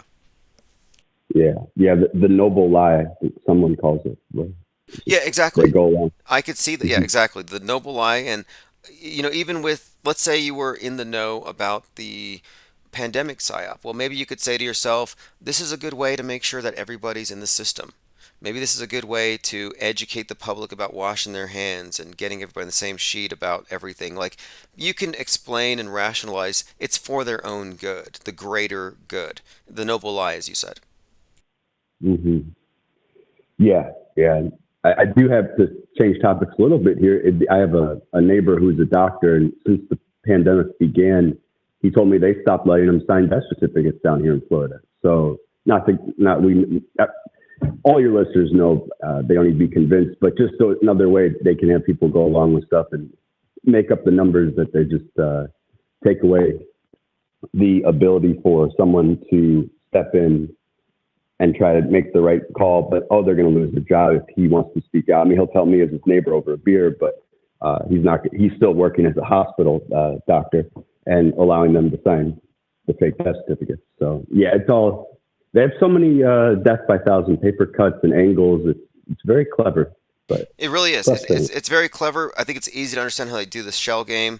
You're like, well, look at all the comorbidities. You just ignore it. Like, okay, well, this guy, his death was comorbid with falling off a ladder or crashing a car. Why is it showing up as this is the cause? Super easy to do. And Project Veritas, for a minute there, was actually calling funeral homes and finding some interesting discrepancies as well, all over the place. So anybody who believes the official story right now is just not doing their due diligence. They're just not informed. Yes, yeah, or they don't want to be. Uh, go along to get along. A lot of that down here in Florida, where it's just situational mask wearing. They tell you to, like, for example, my son started at a Christian upwards basketball for 9-year-olds, basketball, just recreational. And the church wanted to have everyone wear a mask at the last second. Now, the first couple of practices, maybe 25% of people had masks on. And then they send out an email to all the parents saying, oh, you have to wear a mask. And I'm saying to myself, I thought Jesus healed the lepers. Like, what's going on here, folks? And sure enough, everyone was wearing a mask except myself and maybe one other person. Now, they didn't have the kids wearing them during the game, thank goodness. But it's just, okay, so do you believe in this or are you just following orders? And there's a lot of that down here in Florida. Yeah, exactly. And it's confusing for me now because it used to be if somebody wasn't wearing a mask, it's because, okay, well, this person sees through the BS and doesn't care, and they're flaunting peer pressure. And I respected them taking a stand. Well, now when I see people not wearing the masks, it's like either they're one of those or they're double or triple vaxxed and they feel impervious. So you're not looking at the person who saw through the brainwashing more than likely you're now looking at someone who is fully immersed in it. So when I see an unmasked face in a store, it's like brainwashed. It's done a reversal. So a mask protest doesn't even mean the same thing anymore. It means you're truly vaxxed. It's crazy how that's changed so fast. hmm Yes, yes, a lot of I like when you call them coffee filters. Okay. Yeah, exactly. Yeah. Well, hey, yeah, I looked it up really quick. The movie that was playing before the Dark Knight Rises started, when the shooting started, it was called Gangster Squad. And Warner Brothers cut the scene out. They cut out the shooting scene right after that event. And they said this was the first Oh, time since 9/11 that Hollywood had to change a film because it was too sensitive after the fact. Gangster Squad. I'll see if maybe they have that somewhere at theme, but I did not know that. And Tim, I appreciate you taking my phone call tonight, and I wish you the best out west Cool. with Yeah. everything. Call back anytime. We'll Keep be up. doing this pretty much every night. And everyone here, I appreciate everyone who calls in and contributes and chats. And so, yeah, thanks for taking the time to call in. Appreciate it. Okay. Thank you, Tim. Have a good night. Bye. Likewise. All right, let's see here. Shai says the left coast Marxists were totally on board with CHOP. Oh, yeah, of course. For them, it was the summer of love. I think they should have built walls around Chazistan and just made it into an experiment. Just let us watch it, 24/7. Let's see what happens if you let them take total control over a small area before you let them do it everywhere. And the thing is, one of the things that really clued me in that something was going to happen on 3/11 is I was watching a TV show on Netflix, predictive programming, called Colony. Season 3, Episode 11 of Colony. The episode's called Disposable Heroes, but look at the numbers. 3/11. Season 3, Episode 11. Well, in this episode, it's dealing with the group called Operation Phoenix. It was this revolutionary group that was going against the New World Order that happened after the aliens, who you never see, take over. Again, this is a futuristic film called Colony with Project Phoenix. Phoenix is another code for reset, burn down, build back better. But here's where it gets interesting, is there is a phrase they use in this episode that really stood out to me, where they said that Seattle is going to be ground zero for the reboot of civilization. It says here, last night's Colony showed us how just important Seattle will be in the human fight for survival. Now, this came out 3 years ago. Seattle was supposed to be safe. Again, this is the episode 3, season 11. And it talks about this is where it gets interesting, because remember, ground zero for the pandemic was Seattle. Not only was it in Seattle, but the date was 3/11. So here's your correlation. It says, at the meetup we see Adam. He says that Seattle is the ark. Reoccurring theme here, right? An ark. It's like domed. It's a domed Seattle in the future after the aliens wreck everything. It says they've been collecting the best of every field, doctors, engineers, soldiers, because when they get rid of the alien races, Seattle is going to be the place where the human civilization starts over, the real resistance. So the phrase that stood out to me was, quote, Seattle is ground zero for the reboot of civilization. So in 2020, starting on 3/11, pandemic, the new 9/11, and of course Seattle's where it starts, and then we had that drama over there with Chazistan and the CHOP, and so I'm thinking, maybe CHOP and Chazistan, maybe these represent the blueprint for everywhere, like a model that they're going to recreate everywhere else. And let's see, we talked about Wall-E, and again, if you haven't seen Wall-E by Pixar, it's just so rife with symbolism and predictive programming. But that's the movie where they actually explain why Pixar uses the number 113 in everything. Wikipedia says 113 is an inside joke developed by the alumni of the California Institute of the Arts. It's an Easter egg. Now you can find it used in so many different movies, but specifically in Wall-E, again about a space ark, Directive 113 was code for the Earth is no longer habitable. So I thought, okay, that's interesting. The president who gives the order 113 in the movie puts on a gas mask. And again, if you didn't know, 11/3 is the date that the new tower was opened, the one that replaced the twin towers. So you have a 113 replacing or following 9/11, all extremely significant. But again, I'm just pointing this out that this number has been consistently applied to reset thinking. The movie Wall-E is about a reset of civilization after we destroy it with capitalism and products and space junk, and they have to start over as farmers. Now check this out. Gangster Squad theater shooting to be cut. Here's an interesting little 9/11 tie-in as well. It says, the shooting has led to the Warner Brothers responsible for The Dark Knight Rises and Gangster Squad to react to these events. It says they canceled the premiere of Dark Knight on Friday and they pulled the Gangster Squad trailer and had to reshoot parts of the film and postpone the release. Again, people who were there in Aurora watching the movie would have seen the trailer for this film after at the intro the gangsters are shooting through the screen at the audience. It says here, it's the first time since 9/11 that a national tragedy has forced Hollywood execs to adjust their plans for high-profile releases.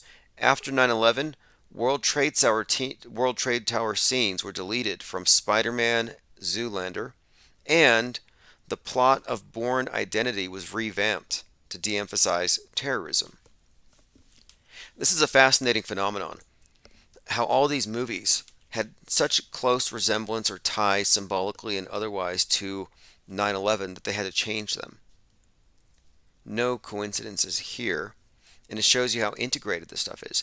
That's why I can comfortably say with almost certainty that there's going to be a space-based 9/11, that it's been predicted and it's been saturating the mass mind for quite some time. It's just been, again, setting our expectations and also, I guess, opening our Overton window, making these things seem plausible and possible just by exposing us to these things.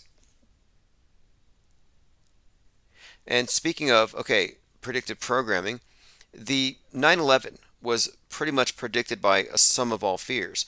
Well, there's a movie coming out right now. It's The Division with Jake Gyllenhaal. Now, this is kind of interesting too, because The Division, Tom Clancy basically wrote 9/11, predicted 9/11. This movie comes out 2022 this year. Another Tom Clancy, biowarfare, Dark Winter. But the significance here is, in this movie, The Division, the main character is Jake Gyllenhaal.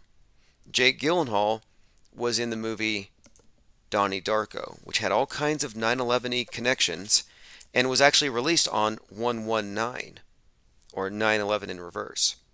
So that's also interesting. Also, the first patient zero for the pandemic, Ground Zero Seattle, came down with symptoms on 119. So my point being, another Tom Clancy predictive programming based movie propaganda piece coming out right now. Timing of it is just way too conspicuous to me. Stands out very strongly. And then you throw in Jake Gyllenhaal and his connection, of course, to 9/11 predictive programming. I think the space 9/11 is like quite literally around the corner. Again, it's called The Division. I'll probably be watching this. But again, anything that saturates the Netflix verse is probably just around the corner. It's your screen, your television screen at this point is a scrying mirror. Commenter says, do you guys know about the Trivium? Feel free to call in about it. Let's see here. So many different areas we could go with this, but again, we're just analyzing the media objectively. I'm not drawing any conclusions, other than we can conclude that there is there's an overarching script that connects all media. It's very monolithic at the end of the day. It is a monolithic conspiracy, as JFK said. And I don't know how much weirder these things can get, where we have people literally waiting for the Antichrist, if you go by what the story is actually telling us, it looks like a very Antichrist-like scenario that we're being prepared for, or they're being prepared for. Seems like conspiracy theorists themselves have been rebranded as a new form of terrorist, and meme super spreading is now the equivalent, it seems, of spreading actual contagious, deadly viruses. I mean, it just seems like snowflakes have taken over the internet as well. So hopefully we can maintain this open line of communication no matter what happens in the future, even if China and Russia gang up and shoot down the DirecTV satellite or whatever they're going to do. And I think that's what it's going to take to really trigger people, to really get the reaction. I think they're going to have to take down our entertainment. There's no other way to get people off their couches. 2020 has made people very relaxed. Remember all that trust the plan? All right, let me go ahead and go back to this voicemail. So someone had pointed out something about Stranger in a Strange Land. That's another thing, Stranger in a Strange Land. That book, that author, the connections to Laurel Canyon, the Manana Literary Society. It connects Jack Parsons, L. Ron Hubbard, all the occultists and the engineers of our modern space age. But anyway, voicemail having to do with the book Stranger in a Strange Land. Required reading for Thelemites. That in Stranger in a Strange Land, when somebody died in the story, Mike, the guy who was raised by Martians, looked at it as a waste of food because the Martians, I think it was only the dead that they ate, but the Martians ate their dead, just like in Soylent Green. All right. All right, there you have it. The Martians ate their dead. Who's surprised? Infinite Plane Radio. Hey, what's up? Just heard that in Stranger in a Strange Land, the Martians ate their dead. The Stranger in a Strange Land, the Martians ate their dead. Well, I mean, that's wild. There's that dude, Reza Aslan, who ate a human brain of a dead person, and he went kind of crazy. So maybe Kuro. Foreshadowing of the underground Martians cannibalizing each other with Martian blood mud. Yeah, exactly. Martian blood mud, Soylent Green, Wall-E with the subtext of human slushies. It's all there. Yeah. But I actually called in because you said something about Seattle being the like foreshadowing of it being like the birthplace of a like new civilization. So if Yellowstone, that's sitting on that just east of a caldera that they say is dormant, but I mean it's ready to pop, right? That'll like basically destroy North America and like cover the parts it doesn't destroy in ash that'll basically kill all life. Like humans will survive if they, skedaddle, but not on most of the continent. But if that volcano does erupt, then we're guaranteed the San Andreas Fault breaks, and a little bit of California gets pushed out into the Pacific. But Seattle is actually built on top of a series of fault lines, and actually like downtown is like basically right on top of the middle of a fault line, and they're shallow faults. They didn't know this until the 90s. But if, in theory, like if Yellowstone pops off, San Andreas Fault cracks and pushes out into the Pacific, that will make the fault in Seattle push out too. And it might be able to push out far enough to where they like get enough water surrounded that they can actually circumvent all the ash that falls down, because they'll basically become an island. Most people will die and the infrastructure will be destroyed, but theoretically speaking, because there's actually a historical precedent of some people back in the day, the last time the fault line shifted, that they survived it. And there's I mean, if you guys Google search it, you'll find out way more than I'm talking about. Let me read you this. Because when I first started examining this Metascript concept, I started noticing all the patterns in the movies, down to the nuances. So there was a movie that came out on July 13th, 2018. July 13th is 113 days from 11/3. Well, the movie, how it ends, this is what it's about. It says here, quote, end of the world events happen in Seattle when an earthquake, What's the movie named? how it ends. And what it says here, Oh, okay. it says, in Seattle, an earthquake combined with a volcanic eruption causes power loss all the way to Chicago. So the world ending starting with an earthquake eruption happening in Seattle. Yeah, and like that's not even just like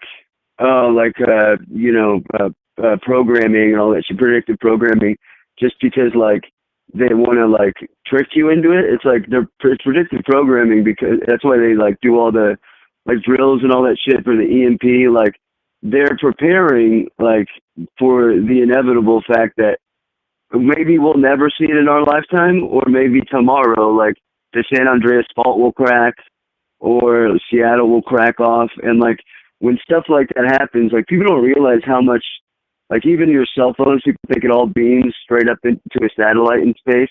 No, like all of our cell phone feeds are literally bouncing around on phone towers.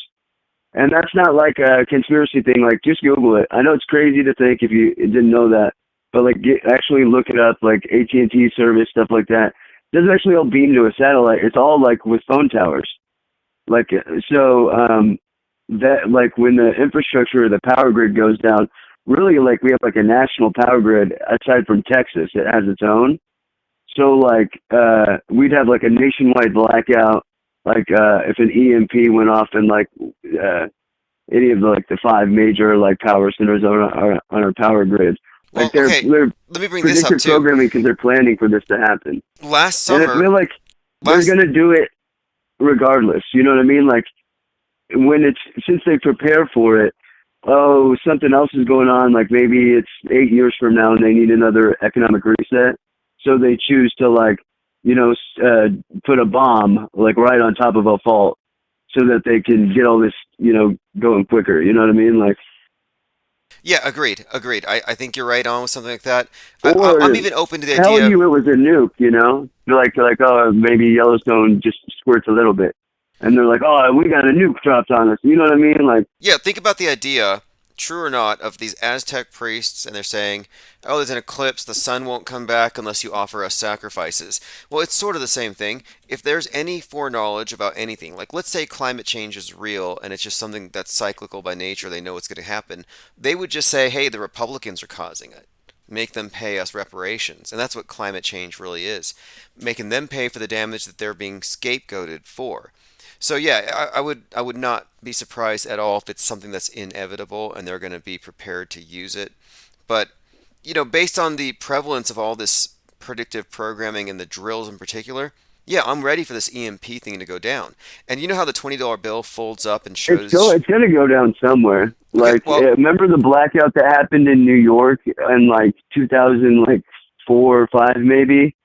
And it didn't go the way they totally wanted it to. Like everybody in New York was like completely reasonable. Like it was too close to 9/11, Oh and yes, like everybody yes. was like Let me bring flying that one up. flags and Okay, everything. that one there. You're talking about the blackouts in New York, in Manhattan, on 7. Check this out. This is a coincidence, I guess. So the New York blackouts, there was actually a pair of them in Manhattan that were specifically. This is what gets weird about it. So the blackouts were 42 years apart. You had 2019 and then 1979. And so the blackouts occurred, this is the crazy part, from 42nd Street on. And they put 42,000 people in the dark. So check this out. The power failure that occurred on the 42nd anniversary of the New York City blackouts of 77 happened on 42nd Street and put 42,000 people in the dark. So I saw this and I thought, wait a minute, that's weird. You have 2 blackouts, 42 years apart, all kinds of 42s attached to it. And I've already talked about that number tonight. But the date of these blackouts that sparked the crime wave in 77 is 7/13. That's the date that I was pointing out as the release date for how it ends, which is 113 days from November the 3rd. My point being, these dates are significant. And they program these, they put these things on their calendar, they time these things. So these Okay. blackouts were perfectly timed. Okay, so this is gonna kind of segue into this, but it's gonna get your mind going, especially if you go back and watch it. Specifically based off what we're talking about right now, and especially with dates and like the cycle of time and calendars and like blackouts. Go watch the movie Pitch Black. With Vin Diesel, like he's Riddick, and he like sees in the dark, right?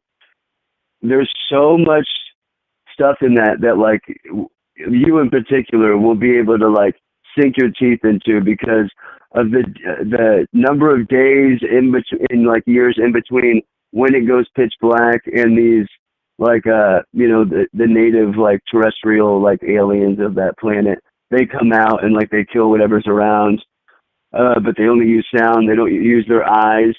But one of the main guys in the movie, who's like technically he's like the antagonist, but he's like the cop who's like detained Riddick, who's supposed to be a bad guy. He actually takes a syringe, and he's addicted to the morphine that's like in the medical kit, and he's been shooting it into his eye, like in his corona, to like get it fixed so that he doesn't have like track marks and things. There's just so much like there that like if you watch it, like if you have time, watch it, sink your teeth into it, it'll get your mind going, because like especially after all that's happened the past like 2 years and what we're talking about with blackouts and like pitch black, and like who knows what, like they're definitely not gonna like do like blackouts or EMP and not use that to like cultivate like fear and like try and get people to do like a Civil War purge and turn on themselves. Like that's going to be their intention. You know what I'm saying? Yes. Get everybody scared. And now there's a couple of things Tell about people this. that's when the alien invasion happens, and then it just gets people attacking each other, or it's a zombie thing. Okay, or pitch like black. you know what I pitch mean? black. Now this is really this is intense because okay, so the 77 blackout. That was the setting for the Spike Lee film Summer of Sam, SOS, about Dave Berkowitz, the son of Sam Shooter. And interestingly enough, Who a lot of people think is the Zodiac killer as well. may have been, but they're both similar in the sense that you're looking at ritualistic killings, anonymous shooters terrorizing the public before the Yeah. days of mass shooters. But Spike Lee directed a movie about the 77 blackouts, and he also directed The Five Bloods that came out in 2020 that had on the cover individuals kneeling around a grave, and it was about 1968. So the Five Bloods. He also just directed a 9/11 truther documentary Yes. where like he just utilizes it to like bash conspiracy theorists, but he doesn't actually talk about like the legitimacy of like the questions that people have. Yep. Well, my point being, when we're looking at who's done it, or who, if you look at this as a who done it, like who's behind the media, who's behind these various psyops, I don't know, but I can point to specific directors whose movies are so laden with predictive programming that they have to be insiders. And I think that Spike Lee would be one of them. I'm going to have to watch this movie Pitch Black that you mentioned, but I'm suggesting that these power outages were so rife with symbolism. And I have these things mind mapped. That's why that movie is important, because there's so much symbolism in it, especially in hindsight. Like when you see like the dates and times and intervals of when these like pitch black days happen, because it's like I think it's a binary star system, but like so like the way like it's really hard for them to get like this like solar eclipse, because I think there's two suns, but the number of days and like years and stuff, they even have like a little like almost like a sundial, but it's like mechanical, that like they find because they stumbled upon the last like facility that got wiped out. But it's like the numbers and the imagery is like very specific. Like you'll be like, okay, this isn't like an accident. It's wild. Yeah, I believe it. Hey, check this out. Somebody here says in Rick and Morty they have a future where there's an apocalypse in Seattle, and Rick takes out the power source at the end. So yeah, a lot of the predictive programming with Seattle ties into the idea of a blackout. So when I saw that these two blackouts were encoded heavily with the number 42, spaced 42 years apart, I knew there was something to it. This is why I was saying that on the 42nd year from Skylab falling, we're going to start seeing space junk in the space station. Well, before they moved the team to Oklahoma City and renamed them the Thunder, the Seattle basketball team was named the Supersonics. And like the new NHL team they have is like, what is it, like Kraken or something? Yeah, the Kraken, and check this out. The Kraken released a trailer in July of 2020. I don't know if it was July 13th. I'll have to check. So It was Seattle all Kraken, about an EMP, like release the Kraken and yeah, like specifically. the power going out. Yeah, the NHL's newest team, Seattle Kraken, they released their trailer, and I want to see if I can find the actual date, but it's called Meet the Seattle Kraken. And you obviously see EMP as some kind of tsunami, possibly something caused by some kind of a nuke, maybe a submarine-borne weapon. But my thinking here too is, Meet the Kraken, Seattle, blackouts, and the $20 bill folded up gives you all kinds of 9/11 Twin Tower stuff. Well, you know what happens when you fold up the $100 bill the same way? The $100 bill gives you what looks like the Space Needle with some type of a starburst, like an EMP, a high altitude Yeah, nuke. there's tons of stuff that you can find on our currency when you fold it certain ways. Yep. And It's hey, wild. now I'm looking at the screen here, the Seattle Kraken, and it definitely looks like an EMP burst in the sky, lightning. Yeah. Also with the Kraken thing, do you remember like the first movie J.J. Abrams got famous for called Cloverfield, where that alien like an asteroid lands in New York City, and it's like a first person POV like shitty like handheld camera footage, but like same type of thing, like only like shifts that to Seattle, like they could utilize that for like, oh, there's this big monster, but really they're just like wrecking shit. It's kind of like, oh, a plane hit the Pentagon, but a plane didn't hit the Pentagon, you know? Yeah, that's true. You know what? They know that they can get away with whatever the public will believe.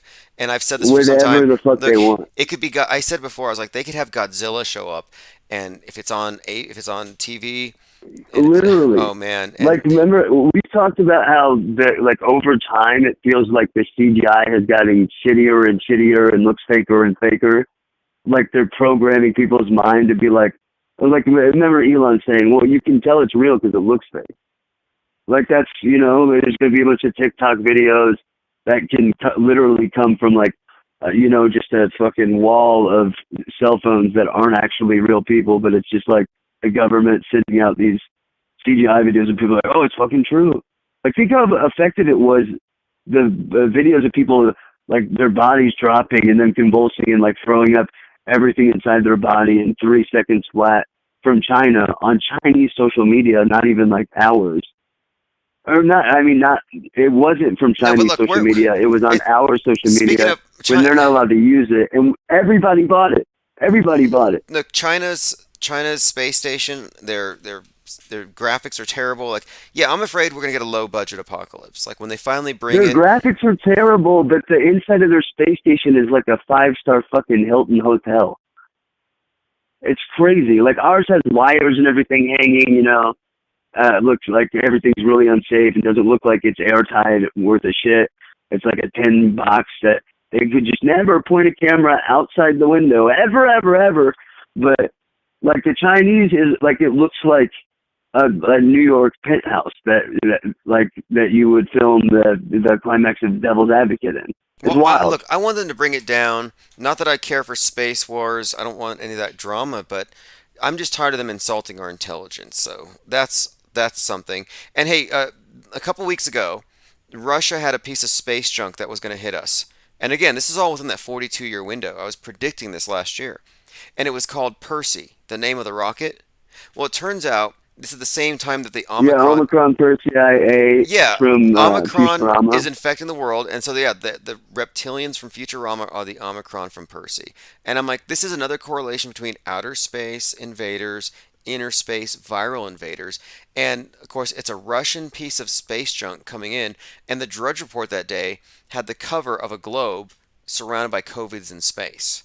So, yeah, again, someone in the chat points this out, and I'm like, man, this is so integrated where, you can go back to the episode 118, I'm sorry, episode 11, I believe it's 119 of The Office, and it happened to come out exactly 10 years before COVID. It came out, and the whole episode was about somebody catching the flu and having to wear a mask. And I'm like, wait, this episode came out 10 years from 311. And again, I told you Well, that. have you seen the blonde kid from Weird Science? I can't remember his name, but like later on, he ended up being the star of the Dead Zone like TV series, where he's like psychic and like can see the future and shit. They have an episode from like I don't know, like 2001 or something, where it's literally like the same scenario we just went through the past 2 years. Like huge pandemic, and the only like way that they can like treat people for this like infectious virus that's killing people like in like 24 hours is with this vaccine that is developed from Israel, and I'm pretty sure it straight up is hydrochloroquine. But like it's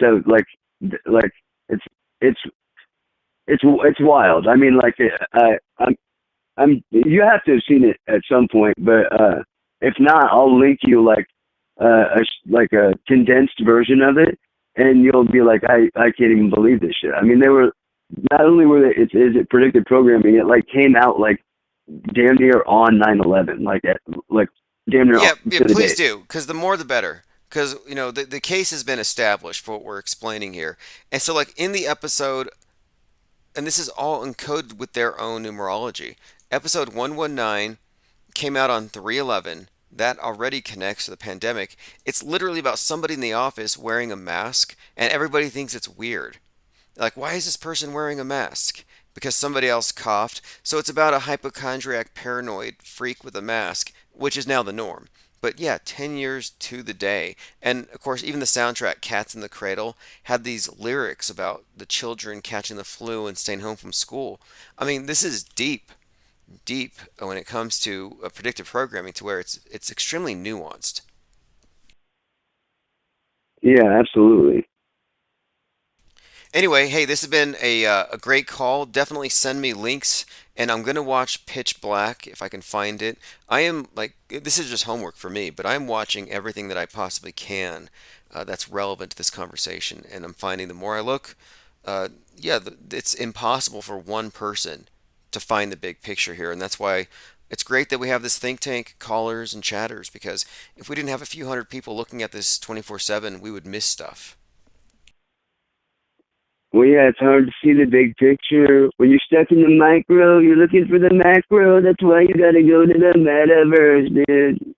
Have a good one, dude. All right, hey, yeah, appreciate it. Have a great night. All right. So yeah, we found. It turns out. Yep. It turns out here. Turns out that. Wow. Sorry, going through some comments. We have Bob Saget predicting his own death. The media is tightly controlled. It's given away in everything. Maybe blackouts in the future. I'm gonna watch Pitch Black. I think I have another voicemail here.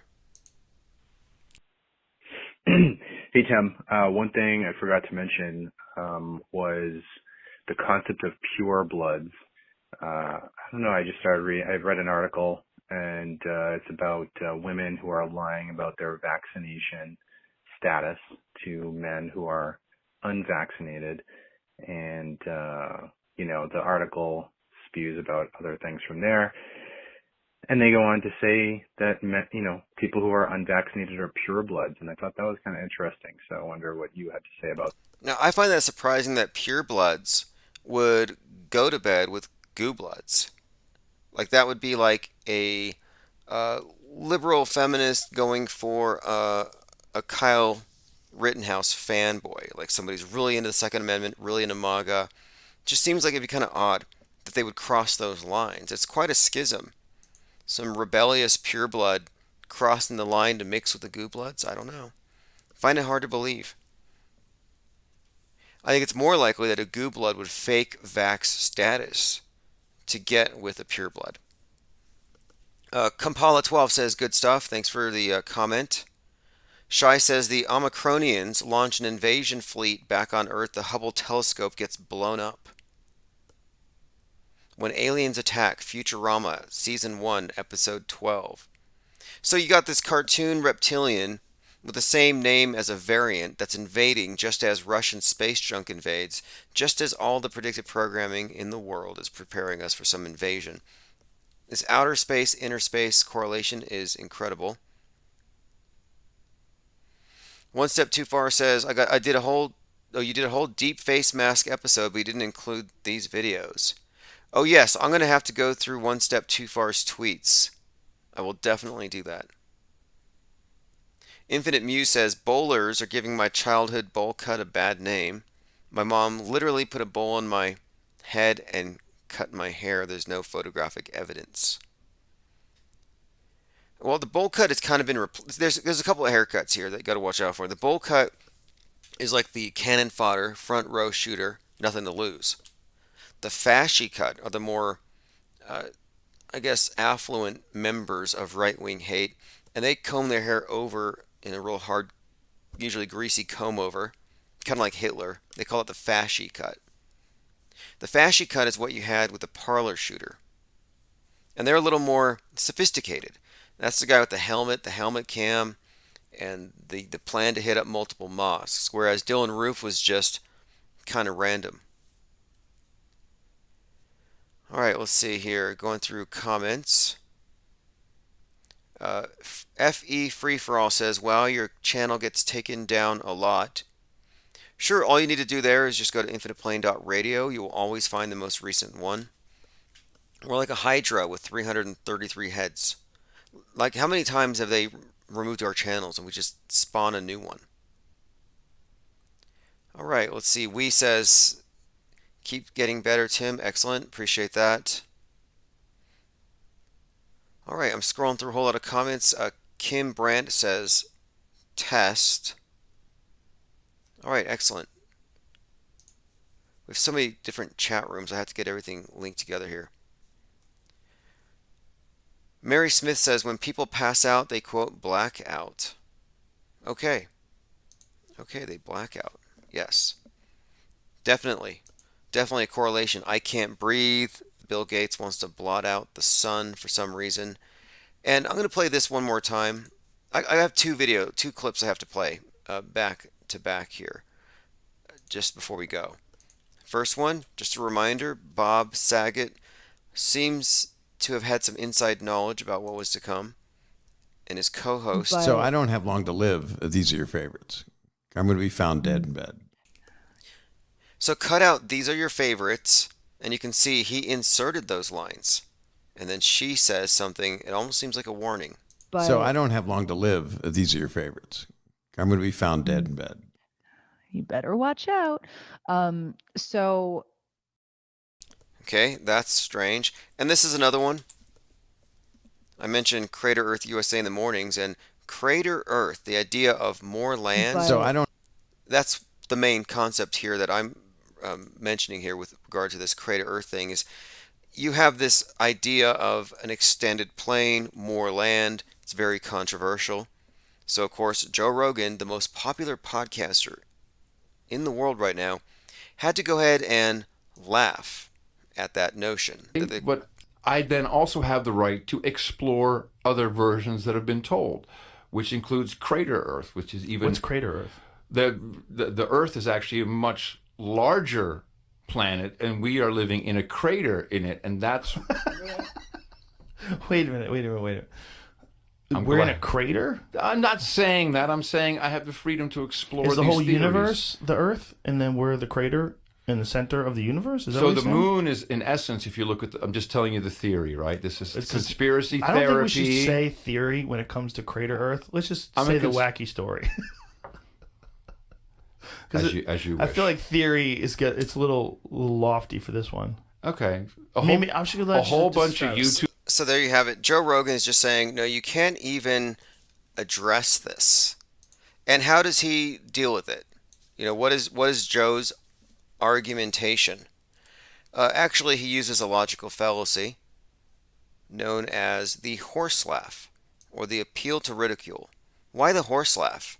It's an informal fallacy that presents the other's argument as absurd, ridiculous, or humorless, and therefore not worthy of serious consideration. So I'm like, here's Joe Rogan with his horse laugh, Mr. Horse Paste himself, ivermectin Dr. Joe, saying you can't even laugh, you can't even look at this. Like, I'm sorry, if Joe Rogan finds something so ridiculous that it ought not be considered, I'm going there. So I will be there tomorrow morning in the chat, Crater Earth USA. Find it at darkmatter.radio. I'll see you all there. Thanks to the callers. And this is the 33rd degree, which is 11 times worse than the 3rd degree from what I've heard. By Lucifer Tim. Have a great night.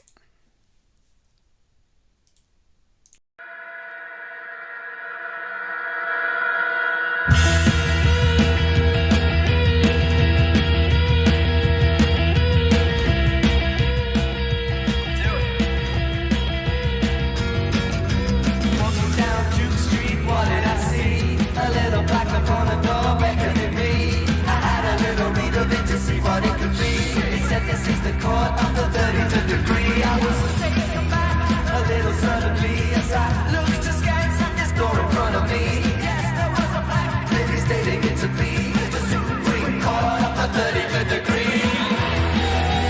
33rd degree. 33rd degree.